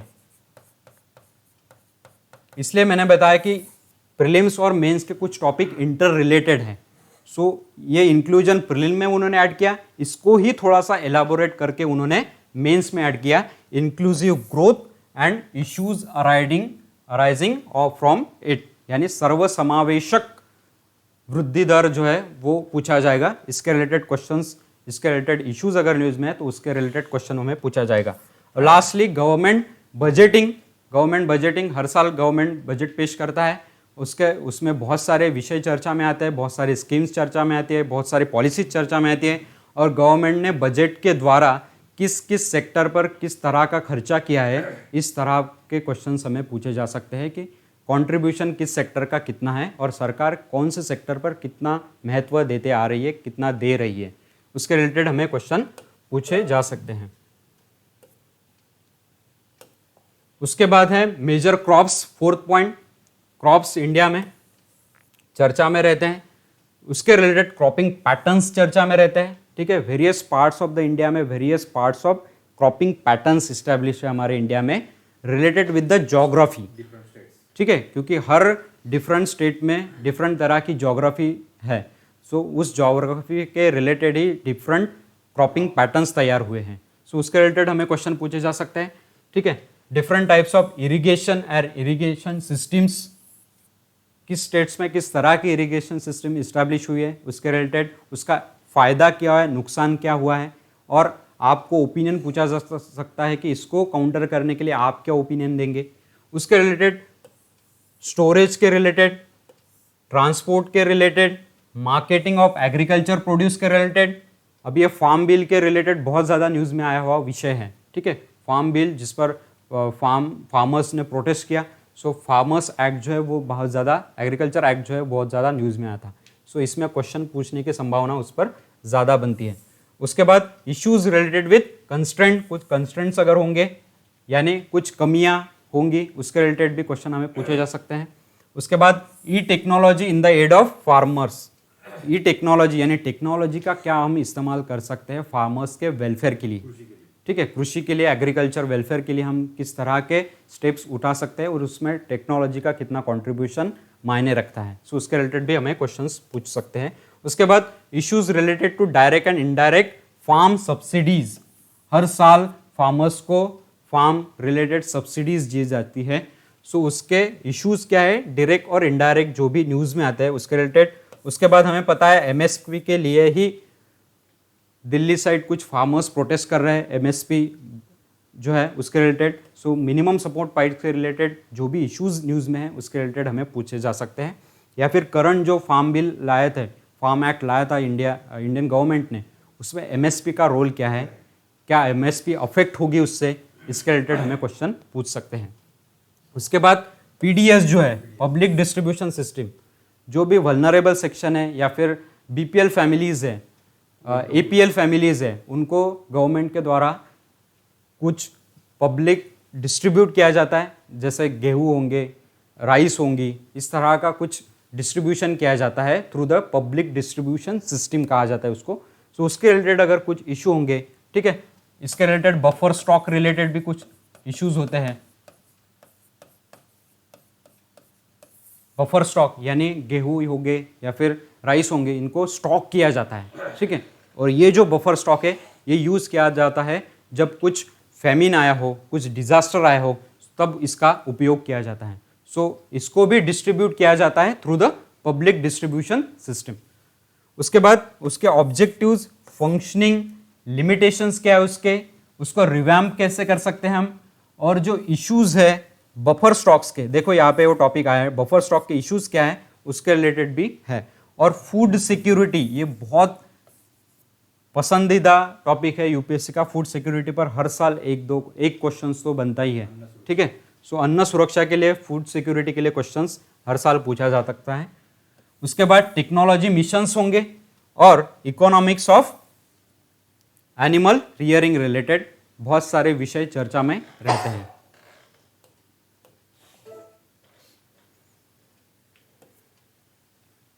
उसके बाद 6 पॉइंट है पेपर 3 जीएस पे, food processing and related industries. Food processing industries बहुत ज़्यादा न्यूज़ में रहती है, ठीक है। उसके बाद इंडिया में की जो फूड प्रोसेसिंग इंडस्ट्रीज है उसके रिलेटेड उनका महत्व क्या है, सिग्निफिकेंस क्या है, कौन से रीजन में किस तरह की फूड प्रोसेसिंग इंडस्ट्रीज इस्टेब्लिश हुई है। उसके बाद अपस्ट्रीम्स एंड डाउनस्ट्रीम्स क्या है उसमें, ठीक है, रिक्वायरमेंट्स। उसके बाद सप्लाई चेन, बहुत ज़्यादा इंपॉर्टेंट टॉपिक है ये, सप्लाई चेन मैनेजमेंट किस तरह की इस्टेब्लिश हुई है उस फूड प्रोसेसिंग इंडस्ट्रीज के रिलेटेड। उसके बाद इंपॉर्टेंट टॉपिक है land reforms in India. India को जब इंडिपेंडेंस मिला उसके बाद लैंड रिफॉर्म्स में बहुत ज़्यादा चेंजेस आए, बहुत सारे एक्ट्स लाए by the Indian government. So land reforms में अभी भी चेंजेस होते रहते हैं। सो उसके रिलेटेड जो भी इश्यूज़ है आपको पिछले एक्ट्स पूछे जा सकते हैं, और रिसेंट गवर्नमेंट स्टेप्स क्या है लैंड रिफॉर्म्स में वो आपको पूछे जा सकते हैं। उसके बाद इफेक्ट्स ऑफ लिबरलाइजेशन, पहले कुछ स्लाइड्स में ग्लोबलाइजेशन आया था, ठीक है, अब आया है लिबरलाइजेशन यानी उदारमतवादी विचारसरणी, ठीक है। उसके रिलेटेड क्या है, तो इकोनॉमी में उसका इफेक्ट क्या है, उससे क्या बदलाव आए हैं इंडस्ट्रियल पॉलिसीज पर, उसके बाद उसके इफेक्ट्स क्या हुए हैं इंडस्ट्रियल ग्रोथ पर। सो इंडिया ने किस तरह की लिबरलाइज्ड पॉलिसी अपनाई है और उसका उपयोग इंडिया ने इंडियन इंडस्ट्रियल सेक्टर को बढ़ाने के लिए किस तरह का उपयोग किया है, उसके रिलेटेड हमें क्वेश्चंस पूछ सकते हैं। उसके बाद इंफ्रास्ट्रक्चर, हमें पता है बहुत सारे लेवल का इंफ्रास्ट्रक्चर इंडिया में इस्टेब्लिश है, एनर्जी, पोर्ट्स हैं, रोड्स है इस्टेब्लिश किए गए इंडिया में, एयरपोर्ट्स है बहुत सारे, रेलवेज है। सो इस इंफ्रास्ट्रक्चर रिलेटेड जितनी भी डेवलपमेंट इश्यूज होंगे, डेवलपमेंट मॉडल्स होंगे, इन्वेस्टमेंट मॉडल्स होंगे, जो आगे टॉपिक आने वाला है, इसके रिलेटेड हमें क्वेश्चन पूछा जा सकता है। उसके बाद यही टॉपिक है इन्वेस्टमेंट मॉडल्स। जितने भी इन्वेस्टमेंट मॉडल्स हैं उनका इंडियन इकोनॉमिक डेवलपमेंट में क्या रोल है, उसका इफेक्ट क्या होगा, उसका सिग्निफिकेंस क्या है, डाउनस्ट्रीम अपस्ट्रीम क्या है, डूज डोंट्स क्या है, और आप उस इन्वेस्टमेंट मॉडल्स को अच्छे से इंप्लीमेंट करने के लिए क्या ओपिनियन दोगे। ठीक है, उसके बाद ये हो गया इंडियन इकोनॉमी रिलेटेड। अब आते हैं साइंस एंड टेक्नोलॉजी का पार्ट जो है वो भी पेपर 3 में डाला गया है। So science and technology related क्या पूछा जा सकता है हमें, रिसेंट डेवलपमेंट्स। उसके बाद कुछ एप्लीकेशंस किस related with the everyday life. Everyday life में साइंस एंड टेक्नोलॉजी का रोल किस तरह से बढ़ता जा रहा है और उसके पॉजिटिव नेगेटिव इफेक्ट्स क्या है, इसके रिलेटेड हमें पूछा जा सकता है।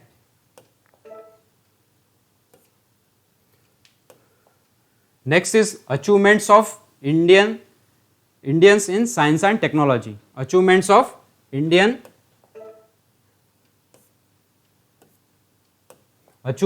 Indians in science and technology. India ने किस तरह का अचीवमेंट किया है साइंस एंड टेक्नोलॉजी में।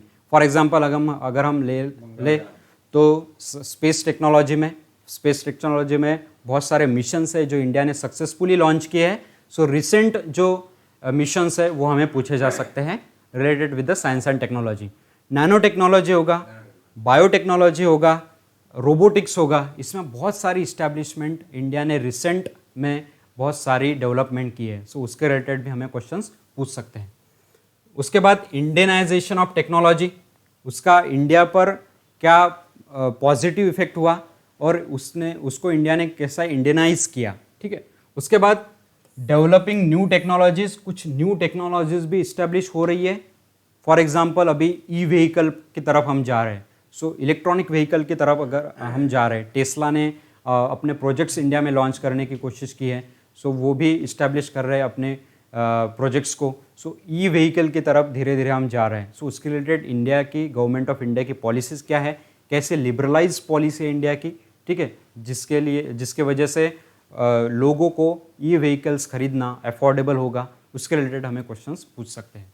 उसके बाद अवेयरनेस किस फील्ड में, आईटी में, इंफॉर्मेशन टेक्नोलॉजी में, स्पेस में किस तरह का अवेयरनेस इस्टेब्लिश हुआ है, कंप्यूटर्स में, रोबोटिक्स में, उसके बाद नैनो टेक्नोलॉजी में, बायोटेक्नोलॉजी में, और इश्यूज जो है relating with the intellectual property rights, IPR के रिलेटेड जितने भी इश्यूज चर्चा में रहते हैं उसके रिलेटेड हमें क्वेश्चन पूछा जा सकता है। उसके बाद है, अब ये हो गया साइंस एंड टेक्नोलॉजी का पार्ट। पेपर 3 में ही थर्ड इंपॉर्टेंट ब्लॉक है वो है एनवायरमेंट।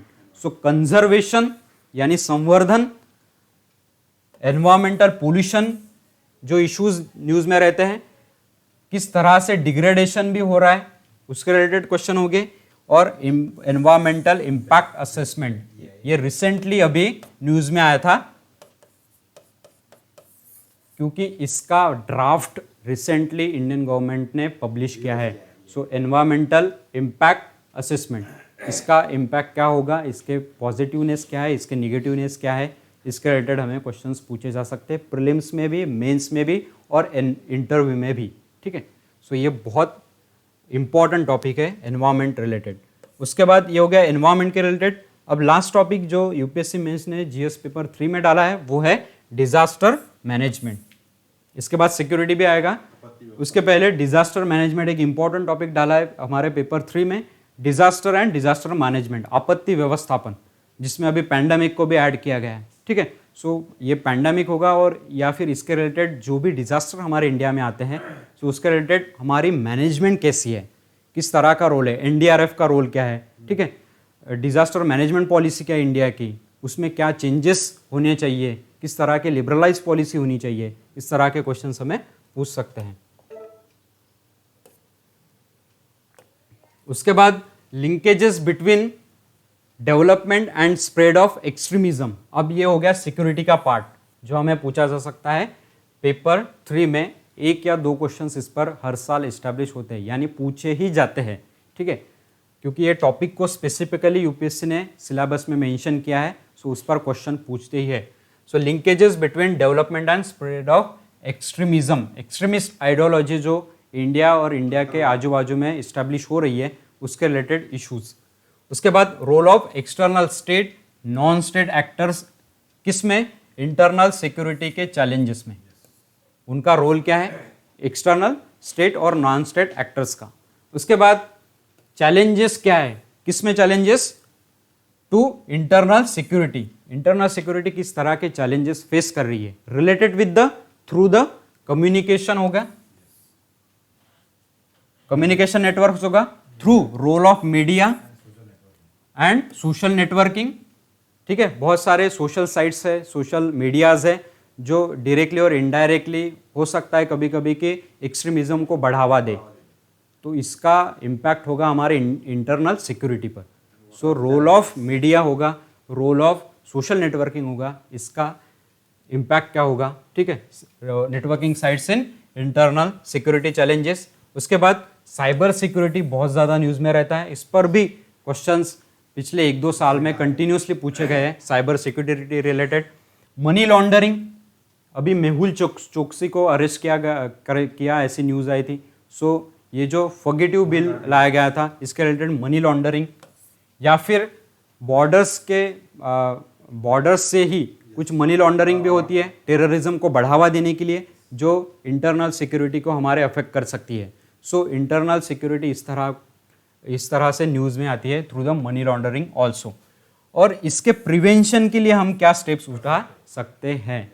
सो मेन आपको पर्पस है क्वेश्चन का, ओपिनियन बेस्ड क्वेश्चन ही इस टॉपिक पर पूछे जा सकते हैं कि इसको प्रिवेंट करने के लिए आप क्या सजेशंस दोगे।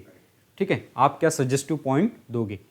उसके बाद security challenges and there management, किसमें, बॉर्डर एरियाज में।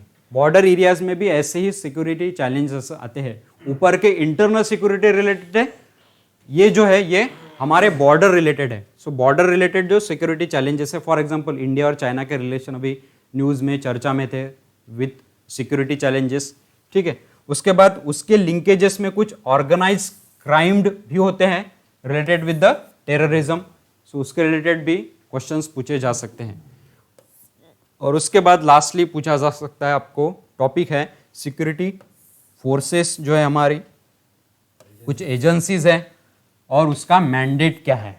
ठीक है, सो इसके रिलेटेड भी हमें क्वेश्चन पूछा जा सकता है आपके जीएस पेपर 3 में।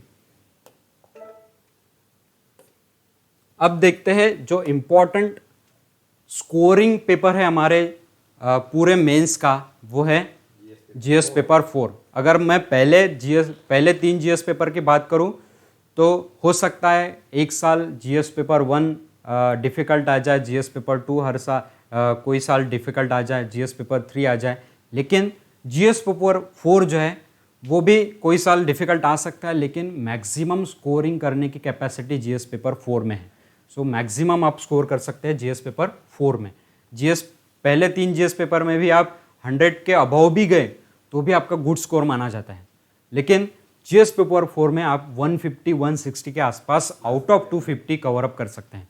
सो जीएस पेपर 4 इस तरह का ही इस्टेब्लिश किया गया है। सो जीएस पेपर 4 की अगर हम बात करें तो उसको ब्लॉक में डिनोट किया गया है इथिक्स, इंटीग्रिटी एंड एप्टीट्यूड। अब मेन पर्पस क्या है इथिक्स, इंटीग्रिटी, एप्टीट्यूड का यूपीएससी मेंस में लाने का। सो इसका मेन पर्पस भी दिया गया है कि यूपीएससी को क्या चाहिए, इसमें से यूपीएससी को देखना है कि कैंडिडेट्स का एटीट्यूड कैसा है, अप्रोच क्या है, किसके रिलेटेड अगर कुछ इश्यूज अराइज होते हैं रिलेटेड विद द इंटीग्रिटी, प्रोबिडी किसमें, पब्लिक लाइफ में, एंड उस कैंडिडेट की प्रॉब्लम सॉल्विंग अप्रोच क्या है। अगर कुछ कन्फ्लिक्ट्स आते हैं, कुछ वेरियस इश्यूज हमारे सर्विस में आते हैं, हम जब सर्विस करते हैं as IAS officer, as a district collector, जो भी सर्विसेज हम दे रहे हैं, सर्विस करते वक्त बहुत सारे कन्फ्लिक्ट्स, बहुत सारे इश्यूज हमारे सामने आते हैं। सो तब जो इशू आता है उसको हम इथिकली कैसे सॉल्व करेंगे, मॉरली उसको कैसे सॉल्व करेंगे, इस इश्यूज़ को हम कैसे काउंटर करेंगे, और मेन पर्पस उसका यही है इस पेपर का आपके जीएस में, आपके मेंस में डालने का। सो इश्यूज होंगे, कन्फ्लिक्ट्स होंगे फेस बाय हिम यानी बाय दैट कैंडिडेट और officer dealing with the society. So इस तरह का मेन पर्पज है जीएस पेपर 4 का आपके यूपीएससी में। अब देखते हैं इस जीएस पेपर 4 के सिलेबस को डिटेल से थोड़ा सा, कि स्पेसिफिकली पहला जो इथिक्स का टॉपिक है ब्लॉक पॉइंट में वो दिया गया है इथिक्स एंड ह्यूमन इंटरफेस। उसका इसेंस क्या है, डिटर्मिनेंट्स क्या है, यानी छोटी छोटी चीज़ें उसमें क्या दी गई है। उसके बाद कॉन्सिक्वेंसेस क्या है ऑफ इथिक्स, किसमें, ह्यूमन एक्शंस में। उसके बाद ये जो इथिक्स एंड ह्यूमन इंटरफेरेंस है इसके डायमेंशंस क्या हो सकते हैं, और ओवरऑल इथिक्स की अगर हम बात करें तो उसके डायमेंशंस क्या है, ठीक है। प्राइवेट और पब्लिक रिलेशंस में इथिक्स का इंपॉर्टेंस क्या है, ठीक है। उसके बाद ह्यूमन वैल्यूज क्या होती है, उससे हम क्या लेसन्स ले सकते हैं, ठीक है, किसके लिए हम टीचिंग्स क्या ले सकते हैं उसमें से, ठीक है। टीचिंग्स ऑफ ग्रेट लीडर्स भी होती है, ठीक है। बहुत सारे फिलोसोफर्स और मॉरल थिंकर्स हैं हमारे इंडिया में और वर्ल्ड में जिन्होंने बहुत सारी टीचिंग्स हमें दी है through the course, through their theories. उस थेरी का उपयोग करके हम वेलफेयर ऑफ द सोसाइटी काम कर सकते हैं। सो इस तरह के इश्यूज जो है उसके रिलेटेड हमें क्वेश्चन पूछा जा सकता है। कुछ रिफॉर्मर्स भी हुए, ठीक है, रिफॉर्मर्स भी हुए, कुछ एडमिनिस्ट्रेटर्स भी है जिनके रोल, जिनका कंट्रीब्यूशन हमारे लिए काम आ सकता है वेलफेयर ऑफ द सोसाइटी के लिए। उसके बाद रोल ऑफ फैमिली सोसाइटी क्या है, उसके बाद एजुकेशनल इंस्टीट्यूशंस का रोल क्या है वैल्यूज़ को इनकलकेट करने में। सो जितने भी एजुकेशनल इंस्टीट्यूशंस हमारे इंडिया में वर्क कर रहे हैं उनका वैल्यू इनरिचमेंट के लिए क्या काम हो रहा है, उसके रिलेटेड भी क्वेश्चंस हमें पूछ सकते हैं। उसके बाद नेक्स्ट इंपॉर्टेंट है एटीट्यूड। किसी भी ऑफिसर का, किसी भी सिविल सर्वेंट का टू द सोसाइटी एटीट्यूड क्या होना चाहिए, टू द पीपल एटीट्यूड क्या होना चाहिए, उसके रिलेटेड भी हमें क्वेश्चन पूछ सकते हैं। दृष्टिकोण एग्जैक्टली हमारा क्या होना चाहिए, तो इसमें उन्होंने दिया है कि कंटेंट क्या है, एग्जैक्टली एटीट्यूड क्या कहता है, उसका स्ट्रक्चर कैसा है, एटीट्यूड एग्जैक्टली फंक्शन कैसे करता है, उसका इन्फ्लुएंस क्या होता है, परिणाम क्या होता है, ठीक है। उसके बाद रिलेशंस विद थॉट, हमारे थॉट्स के रिलेटेड उसका रिलेशन क्या है। उसके बाद बिहेवियर के साथ उसका रिलेशन क्या है एटीट्यूड का। मॉरल एंड पॉलिटिकल एटीट्यूड क्या है एग्जैक्टली कंसेप्ट, इसके रिलेटेड भी हमें क्वेश्चन पूछा जा सकता है। और सोशल इन्फ्लुएंस एंड परसुएशन, इसके रिलेटेड भी हमें क्वेश्चन पूछ सकते हैं। ये सारे कंसेप्ट्स आपके इथिक्स पेपर में आते हैं। Next is aptitude and foundational values. Aptitude and foundational values किसके लिए जरूरी है, for the civil services. Civil services के लिए तो एप्टीट्यूड होना चाहिए या फिर फाउंडेशनल वैल्यूज यानी मूलभूत मूल्य जो होने चाहिए एखादे सिविल सर्वेंट्स में अपना काम करते वक्त, वो क्या है उसके रिलेटेड, जिसमें इंटीग्रिटी, इम्पार्शियलिटी है, यानी कोई भी डिसीजन लेते वक्त मैं हर वर्ग का विचार करके ही डिसीजन लूँगा। वल्नरेबल सेक्शन होगा या फिर बीपीएल वर्ग होगा, उसको मैं उनके वेलफेयर का भी विचार करूँगा इसके रिलेटेड। या फिर इससे क्या होगा कि थ्रू आउट द सोसाइटी हमें ऐसी पॉलिसीज इंप्लीमेंट करनी है, इस तरह से इंप्लीमेंट करनी है कि किसी भी वर्ग को हम विशेषाधिकार ना दें, ठीक है। निष्पक्ष के जरिए, निष्पक्षपातपना के भूमिका से हम किसी भी पॉलिसीज को इंप्लीमेंट करें। उसके बाद नॉन पार्टीसनशिप, यानी किसी स्पेसिफिक साइड हम ना लें, किसी स्पेसिफिक। उसके बाद ऑब्जेक्टिविटी क्या है, डेडिकेशन हमारा कैसा होना चाहिए टू द पब्लिक सर्विसेज एखादे सिविल सर्वेंट का। एम्पैथी, टॉलरेंस, सहिष्णुता। उसके बाद कंपैशन, किसके रिलेटेड, वीकर सेक्शंस के रिलेटेड, यानी उनके वेलफेयर के लिए जो भी गवर्नमेंट स्कीम्स बना रही है तो उनके रिलेटेड हमें पॉजिटिव स्टेप्स क्या लेने हैं उनके एम्पावरमेंट के लिए। सो उसके रिलेटेड भी क्वेश्चंस हमें पूछ सकते हैं। उसके बाद है इमोशनल इंटेलिजेंस। इमोशनल इंटेलिजेंस के रिलेटेड कंसेप्ट्स क्या है, यूटिलिटीज क्या है, उसके एप्लीकेशंस क्या है एडमिनिस्ट्रेशन में और गवर्नेंस में। सो इमोशनल इंटेलिजेंस मेनली, मानो आपको कोई इमोशनली ब्लैकमेल करने की कोशिश कर रहा है आपके सर्विस करते वक्त, तब आपको इमोशनल इंटेलिजेंस आपका कैसा उपयोग में लाना है, जिस तरह से आप इमोशनली किसी से ब्लैकमेल ना होते भी आप डिसीजंस ले पाएँ। ठीक है, सो इस तरह का इमोशनल इंटेलिजेंस भी एक सिविल सर्वेंट में, एक ऑफिसर में होना चाहिए। उसके बाद contributions of moral thinkers and philosophers. बहुत सारे मॉरल थिंकर्स और फिलोसोफर्स हमारे इंडिया में और वर्ल्ड में हैं जिन्होंने इथिकल वैल्यूज़ के बारे में कहा है। फॉर एग्जांपल हमारे महात्मा गांधी के बारे में भी हम बात करें तो महात्मा गांधी ने भी अहिंसावादी विचार सरणी को बढ़ावा देकर एक सिविल सर्वेंट को, एक प्रॉपर व्यक्ति को भी किस तरह का बिहेवियर रखना चाहिए, किस तरह का एटीट्यूड होना चाहिए, इस बारे में हमें बताया है। सो हम जब काम कर रहे हैं, हम जब एक सिविल सर्वेंट अपना काम कर रहा है, तब मॉरल थिंकर्स और फिलोसोफर्स भी उनको मोटिवेट कर सकते हैं अपने काम में।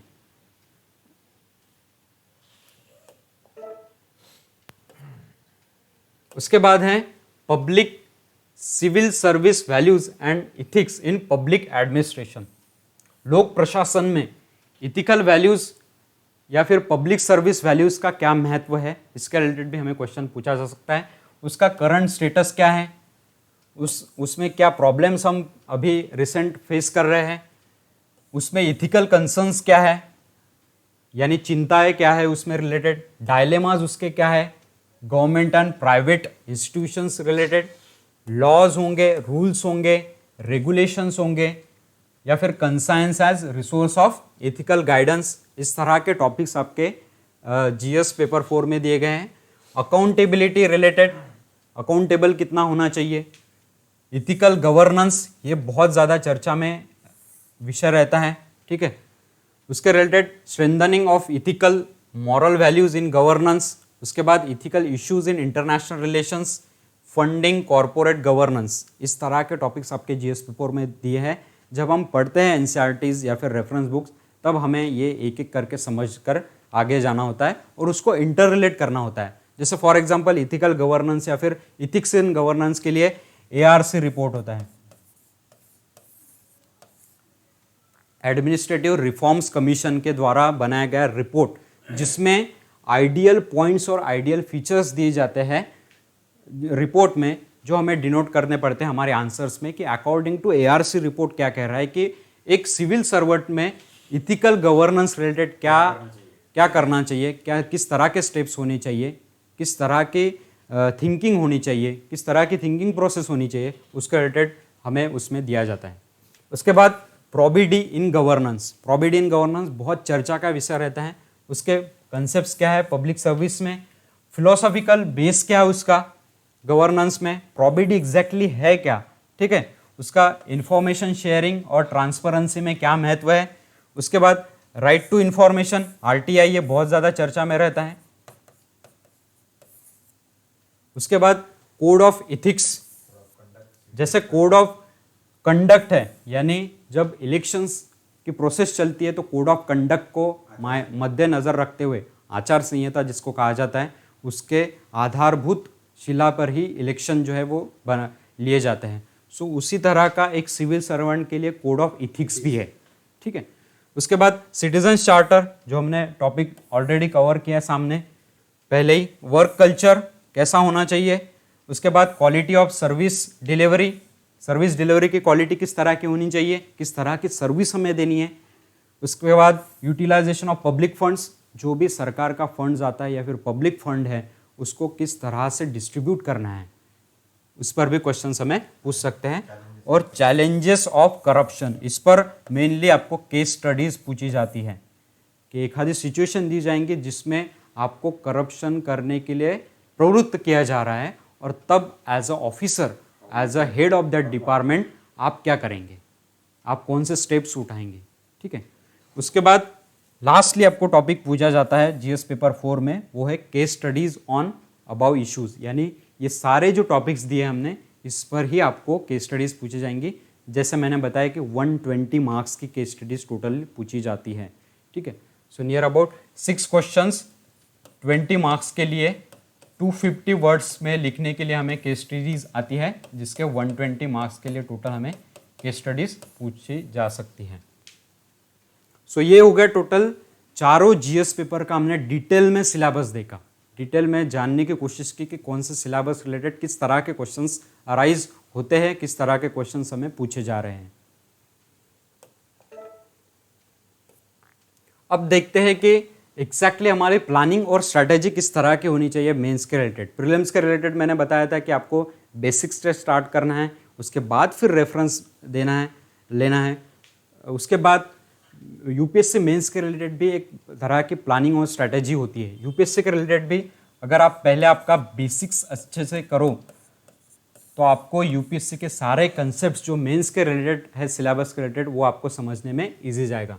उसके बाद फिर आपको रेफरेंसेस पढ़ने हैं।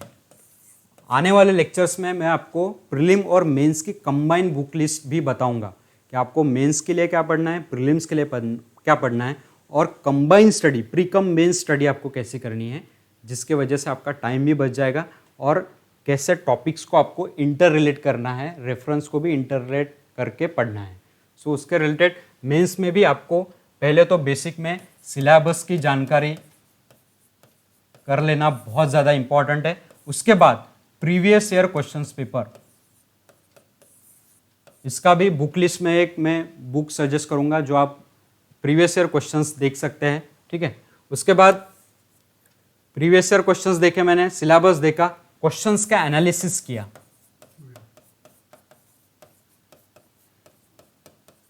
कि कौन से टॉपिक पर कितने क्वेश्चंस पूछे जा रहे हैं। फॉर एग्जांपल वर्ल्ड हिस्ट्री पर क्वेश्चंस कितने पूछे जा रहे हैं, इंडियन ज्योग्राफी पर, वर्ल्ड ज्योग्राफी पर कितने क्वेश्चंस, कितने मार्क्स के लिए क्वेश्चंस पूछे जा रहे हैं।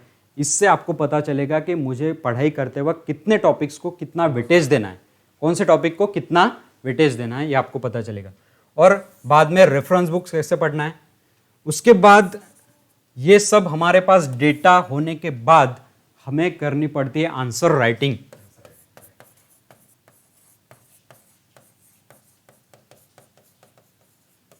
क्योंकि अगर मैंने डेटा पढ़ा ही नहीं, मैंने पढ़ाई नहीं की, तो मैं आंसर लिख नहीं पाऊंगा, ठीक है। सो मेरे पास कुछ तो होना चाहिए आंसर लिखने के लिए। सो आंसर राइटिंग तभी आपकी इस्टेब्लिश होगी जब आपने नियर अबाउट 70 to 80% मेंस का सिलेबस पढ़ा हो। तब आप क्वेश्चन देखोगे कि इस क्वेश्चंस के रिलेटेड मैंने इंफॉर्मेशन पढ़ी है और इस क्वेश्चंस में मैं आंसर लिख सकता हूँ। सो आंसर राइटिंग शुरू होती है आपके बेसिक रेफरेंस बुक्स को सिलेबस से कंबाइन करके पढ़ने के बाद, ठीक है। सो आपको आंसर राइटिंग इस्टेब्लिश करनी पड़ती है। और आंसर राइटिंग जब आप इस्टेब्लिश करते हो तो आपको क्वेश्चंस भी सॉल्व करने पड़ते हैं जो एक्चुअल यूपीएससी मेंस पूछ रहा है। सो आप प्रीवियस क्वेश्चन पेपर तब सॉल्व करोगे, और अगर आपको लगे कि मुझे कुछ प्रैक्टिस क्वेश्चंस की ज़रूरत है सॉल्व करने के लिए, मेरे आंसर्स इंप्रूव करने के लिए, तो आप टेस्ट सीरीज का भी सहारा ले सकते हो।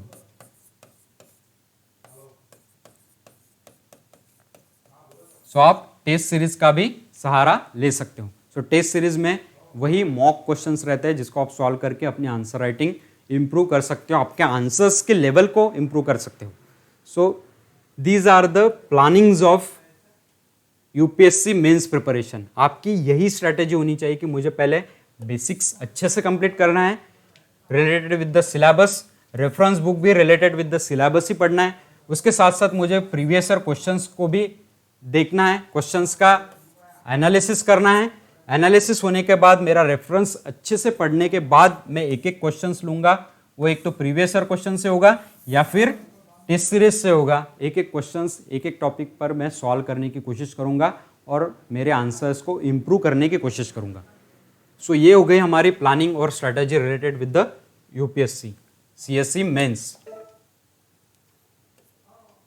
अब देखते हैं कि जैसे मैंने यूपीएससी प्रीलिम्स रिलेटेड कुछ इंपॉर्टेंट चीज़ें आपको बताई थी, यूपीएससी मेंस के रिलेटेड भी कुछ इंपॉर्टेंट टिप्स है। जब आप एग्ज़ाम हॉल में गए, आपने प्रिपरेशन तो अच्छे से कर लिया, बट आप अभी एग्ज़ाम हॉल में हो, आपको आंसर्स लिखने हैं। अब आप आंसर्स लिख रहे हो तो आपको कौन सी चीज़ें पता होनी चाहिए कि आपको क्या करना है, क्या नहीं करना है on the time of exam. So ये भी प्रैक्टिस आप आंसर राइटिंग के साथ साथ कर सकते हो, इम्प्रूव कर सकते हो, जो आपको इस्तेमाल होगी आंसर्स एक्चुअल में एग्ज़ाम में लिखते वक्त। सो इसके कुछ 12 टिप्स है जो हम डिस्कस करेंगे। 12 एग्जाम हॉल टिप्स क्या है एग्जैक्टली यूपीएससी मेंस के रिलेटेड। सो पहला इंपॉर्टेंट पॉइंट है वो है मैनेज योर टाइम प्रॉपरली। जैसे मैंने बताया कि यूपीएससी मेंस का क्वेश्चन पेपर जो है 250 मार्क्स के लिए आ रहा है जीएस पेपर 1 का। इसके लिए टाइम है हमारे पास 3 आवर्स। 3 आवर्स का टोटल टाइम है। 3 घंटे में हमें 20 क्वेश्चंस लिखने हैं। 20 क्वेश्चंस में से 10 क्वेश्चन जो है वो 10 मार्क्स के लिए है और 10 क्वेश्चन जो है वो है 15 मार्क्स के लिए। सो इन सबको हमें 3 घंटे में मैनेज करना है, यानी अप्रोक्सीमेटली हमारे पास एक क्वेश्चन सॉल्व करने के लिए 8 to 9 मिनट्स ही है। सो 8 to 9 मिनट्स में हमें क्वेश्चन रीड करना है, क्वेश्चन को समझना है अच्छे से, क्वेश्चन के रिलेटेड अगर हम कुछ रफ वर्क करना चाहते हैं आंसर रिलेटेड वो भी करना है, और वो करने के बाद उस 8 to 9 मिनट में ही, यानी 2 मिनट फॉर एग्जांपल हम क्वेश्चन समझने में और उसके रफ पॉइंट्स निकालने में लगाते हैं तो नियर अबाउट 7 मिनट्स में हमें एक आंसर लिखना है। अगर आप 8 to 9 मिनट से ज़्यादा टाइम लोगे तो आपके क्वेश्चंस अनसॉल्व्ड रहने की भी संभावना हो सकती है। सो आपको उतना ही टाइम देना है जितना स्पेसिफिकली आइडियल टाइम माना जाता है। एक क्वेश्चंस के लिए हमें कितना टाइम दे सकते हैं। उसके बाद सेकंड इंपॉर्टेंट पॉइंट है प्लान योर आंसर स्ट्रक्चर। जैसे हम आंसर्स लिख रहे हैं, जिस तरह से हम देखते हैं कि टॉपर्स के बुकलेट हम देखते हैं आंसर्स के, उनमें हमें दिखता है कि प्रॉपर उसमें किस तरह का स्ट्रक्चर दिखा है कि आंसर लिखते वक्त उन्होंने प्रॉपरली इंट्रोडक्शन लिखा है स्टार्ट में, उसके बाद बॉडी लिखी है, बॉडी यानी आंसर्स को एक्सप्लेन किया है। इंट्रोडक्शन हमारा ये रोल प्ले करता है कि एग्जैक्टली हम आंसर्स को कैसे लिखने वाले हैं, उसका सार टोटली इंट्रोडक्शन में होता है। बॉडी में हम उसको डिटेल में एक्सप्लेन कर रहे हैं और कंक्लूजन में हम बेसिकली एक तो ओपिनियन दे रहे हैं या फिर उस क्वेश्चंस का एग्जैक्टली रोल क्या था, उस क्वेश्चंस की डिमांड क्या थी और उसके रिलेटेड अपना ओपिनियन क्या है। सो कंक्लूजन में हम उसको कंक्लूड करेंगे आंसर्स को। सो इस तरह का ही स्ट्रक्चर हमें लिखना है हर आंसर में, ठीक है।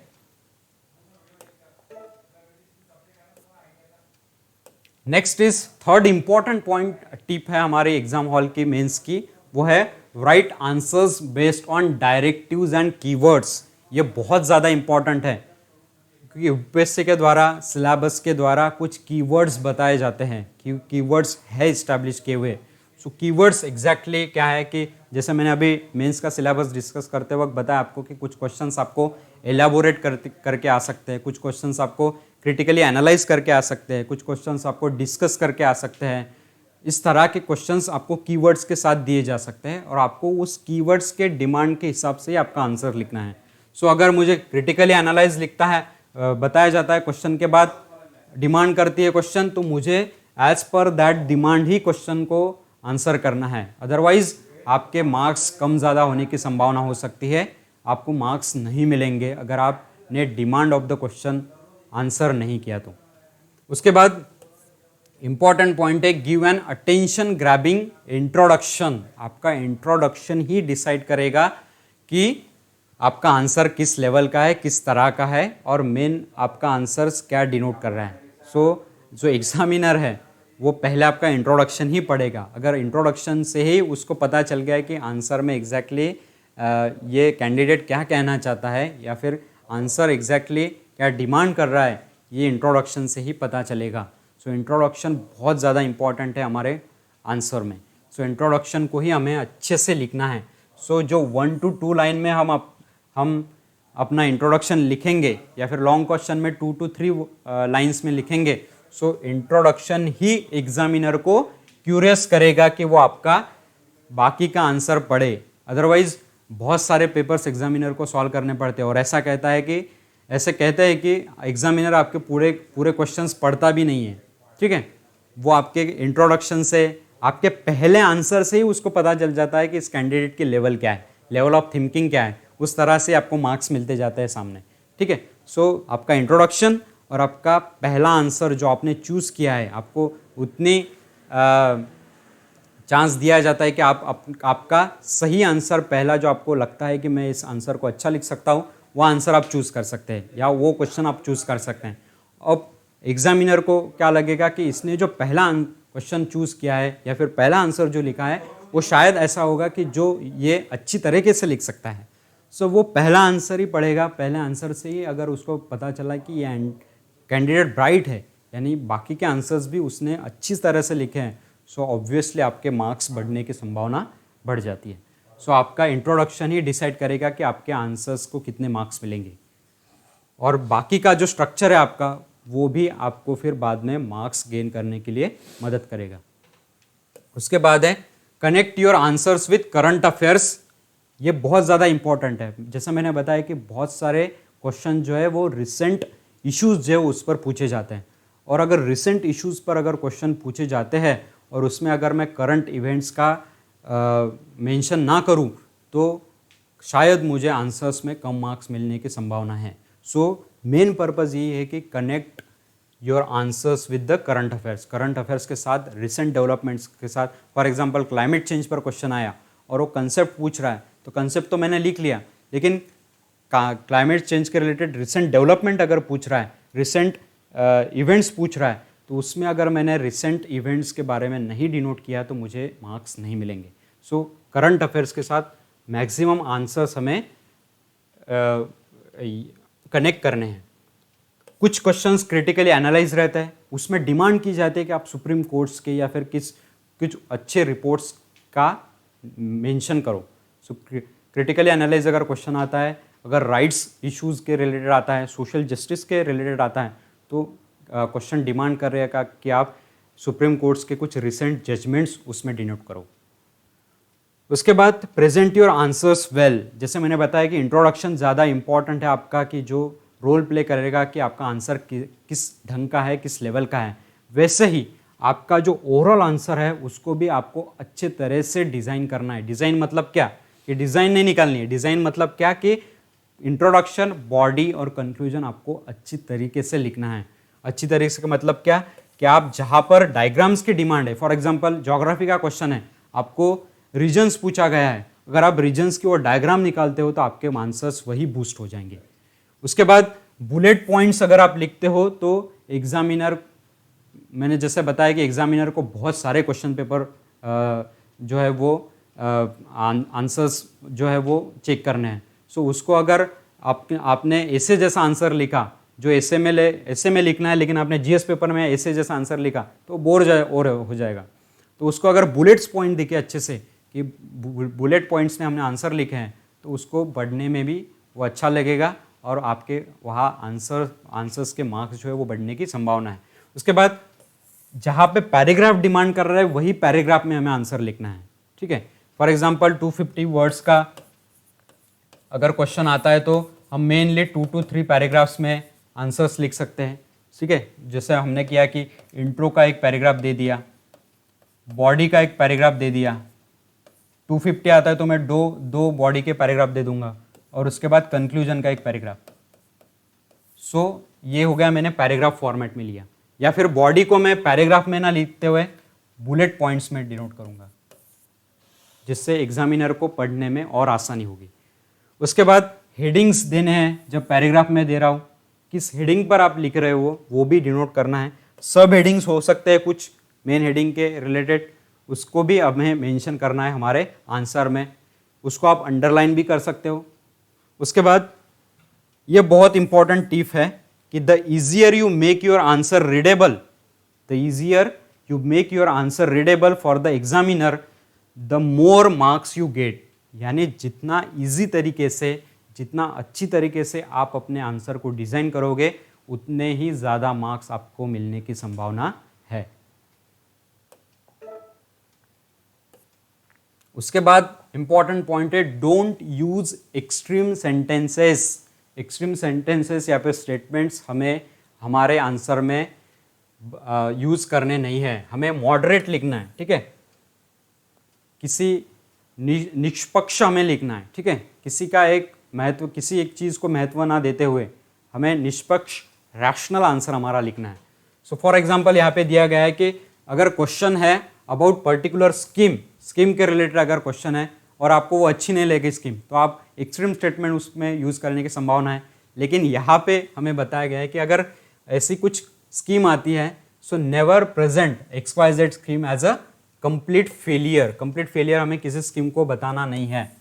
हाँ, हम उसमें क्या कर सकते हैं कि उसके कुछ जो पहलू है जो हमने अचीव नहीं किए अब तक वो बता सकते हैं, या फिर जो डिजायर्ड रिजल्ट है उसके एम्स एंड ऑब्जेक्टिव्स वो हम अब तक कुछ हद तक नहीं अचीव कर पाए, ये मेंशन करके उस पर रीजंस हम बता सकते हैं कि क्यों हम उसके एम्स एंड ऑब्जेक्टिव अभी तक अचीव नहीं कर पाए हैं। फॉर एग्जांपल रिसेंटली आपको पूछा जा सकता है कि मनरेगा जो 2005 के बाद सफलता से उभर कर सामने आई थी, आने वाली स्कीम थी, लेकिन रिसेंटली अगर हमने देखा जाए कि मनरेगा उतनी अच्छी तरीके से इम्प्लीमेंट नहीं की गई है, उसके उतने पॉजिटिव जो आउटकम्स है वो देखने को नहीं मिले हैं। सो इस पर हमें पूछा जा सकता है कि मनरेगा जो है उसके रिलेटेड क्वेश्चन हमें पूछा जा सकता है, स्कीम्स के आउटकम जो है वो क्यों निगेटिव हमें दिखते जा रहे हैं अभी भी। सो उस पर हम रीज़न देंगे, मनरेगा को क्रिटिसाइज नहीं करेंगे, ठीक है। उसके बाद don't generalise too much, generalise एकदम नहीं लिखना है हमें, ठीक है। अगर हमें कुछ फैक्ट्स पता हो, कुछ चीज़ें पता हो, वो ही मेंशन करनी है, एकदम जनरलाइज पॉइंट ऑफ व्यू हमें नहीं लिखना है, ठीक है। सो हम प्रॉपरली उसको, अगर हम कुछ चीज़ें हमें पता है उस आंसर के रिलेटेड वही लिखनी है, कुछ वो टॉपिक के रिलेटेड, स्कीम्स के रिलेटेड पता है वही हमें लिखनी है। उसके बाद bring multiple perspective into general studies paper 4, यहाँ पे मेंशन किया है कि पेपर 4 में बहुत सारे ऐसे क्वेश्चंस होते हैं जो मल्टीपर्पज़ व्यू के होते हैं, यानी उस पर मल्टीपर्पज़ पर्सपेक्टिव हमें लिखने पड़ते हैं, मल्टीपल पर्सपेक्टिव हो सकते हैं एक आधे चीज़ के, वो लिखने हैं। So while answer writing answer in GS paper 4 just don't stick to the ethical dimensions, सिर्फ एथिकल डायमेंशंस पर ही हमें ध्यान नहीं देना है, बल्कि हमें कंप्लीट पिक्चर जो है, जो डिमांड कर रहा है क्वेश्चन, उसको भी लिखना है, यानी पॉसिबल मल्टीपल पर्सपेक्टिव को भी मेंशन करना है हमारे आंसर्स में। उसके बाद लास्ट 3 टिप्स है एग्जाम हॉल की, वो है give examples and practical solutions. अगर आप आपके क्वेश्चंस के आंसर्स में अगर आप प्रॉपरली एग्जाम्पल मेंशन कर रहे हो, प्रॉपरली आप सॉल्यूशंस मेंशन कर रहे हो थ्रू द बॉडी और कंक्लूजन, तो आपका आंसर्स बूस्ट होगा, आपको ज़्यादा मार्क्स मिलने की संभावना है। सो आपको रियलिस्टिक सॉल्यूशंस बताने हैं, किसके लिए, वो प्रॉब्लम के लिए।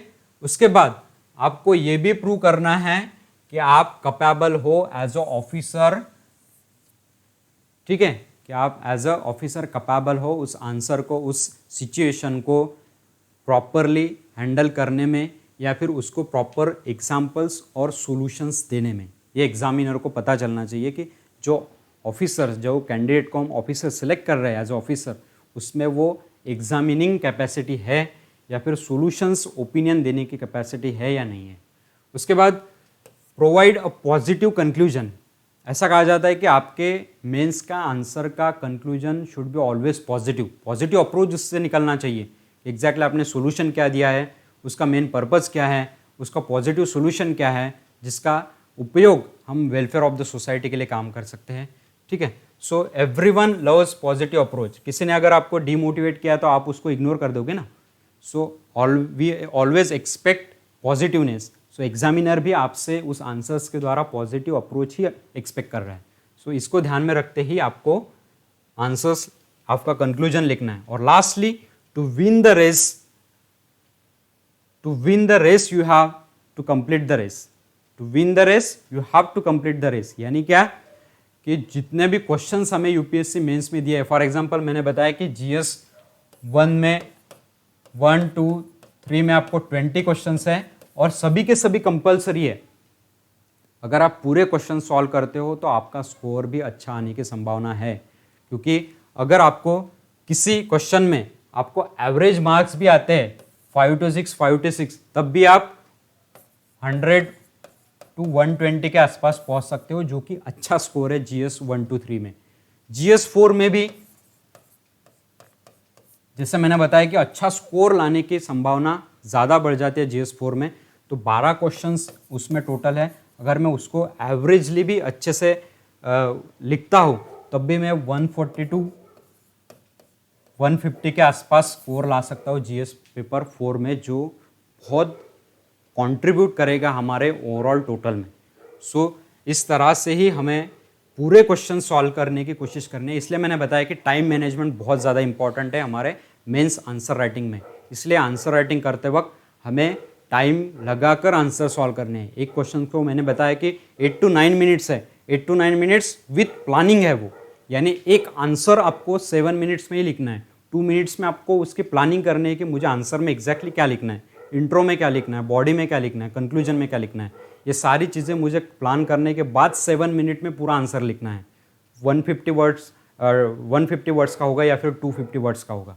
सो इस तरह का प्लानिंग आपको एग्जामिनेशन हॉल में करना है, लेकिन उसके पहले ये सारी चीज़ें आपको एग्जामिनेशन हॉल में एंटर करने से पहले ही पता होनी चाहिए। इसलिए हमने मेंस के प्रिपरेशन स्ट्रैटेजी के बाद इस 12 एग्जामिनेशन हॉल टिप्स को भी एक्सप्लेन किया जो आपको पता होनी चाहिए, जो कोई नहीं बताता आपको।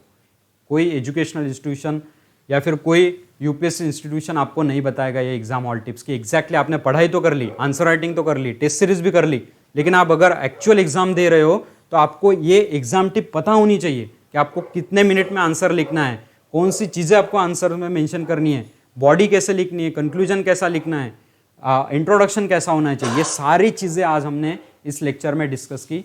इस तरह से आपका मेंस का जो सिलेबस है वो अच्छी तरह से कवर अप होगा।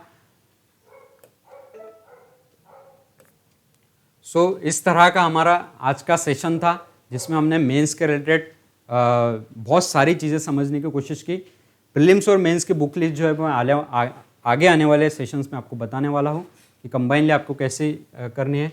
अब जो हमारे मिशन आईएएस के द्वारा इस लेक्चर सीरीज में ही वीकली और विद इन 15 डेज हम एक सेशन लेने वाले हैं जो जूम मीटिंग के द्वारा होगा, जिसमें हम वीकली या फिर with in 15 days doubt clearing session रखेंगे। जो हमारे स्पेशल गेस्ट है मिशन आईएएस के स्टूडेंट मिस्टर विशाल नरवाड़े सर, वो हमें ज्वाइन हो गए। वो और मैं, हम दोनों आपके डाउट्स जो है जो आप हमें भेजेंगे थ्रू द ईमेल, और जूम मीटिंग में डायरेक्टली लाइव आप हमें क्वेश्चंस पूछ सकते हैं। हम डायरेक्टली हमें आंसर्स, हम आपको आंसर्स देंगे, उसके ऐप थ्रू भी आप हमें आपके क्वेश्चंस पूछ सकते हैं। सो जितने भी आपके डाउट्स होंगे वो हम आपकी कोशिश करेंगे कि आपके सॉल्व हो, जिस तरह से आपका प्रिपरेशन अच्छे से होना ज़रूरी है।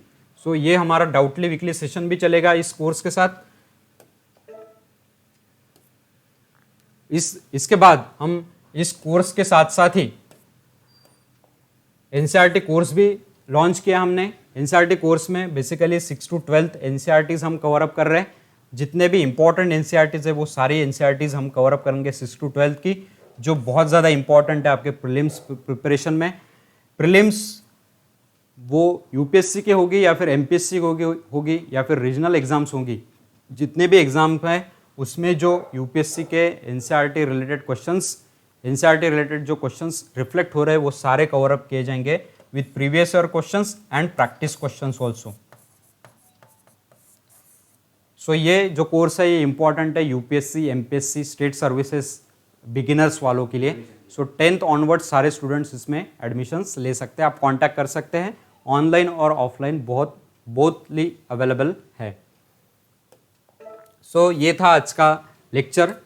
अगले लेक्चर में हम मेंस के रिलेटेड ही ऐसे पेपर के बारे में जानकारी लेंगे। ऐसे एग्जैक्टली है क्या, कैसे ऐसे को हमें लिखना है, ऐसे के लिए साइड रीडिंग क्या होना चाहिए हमारा, और ऐसे का मेंस में कंट्रीब्यूशन क्या है। सो ये सारी चीज़ें नेक्स्ट लेक्चर में हम देखेंगे। सो ये था आज का लेक्चर। आप आई होप सो आपको सारी जानकारी मिली होगी यूपीएससी मेंस के जीएस पेपर रिलेटेड। सो मिलते हैं अगले लेक्चर में। All the best, thank you.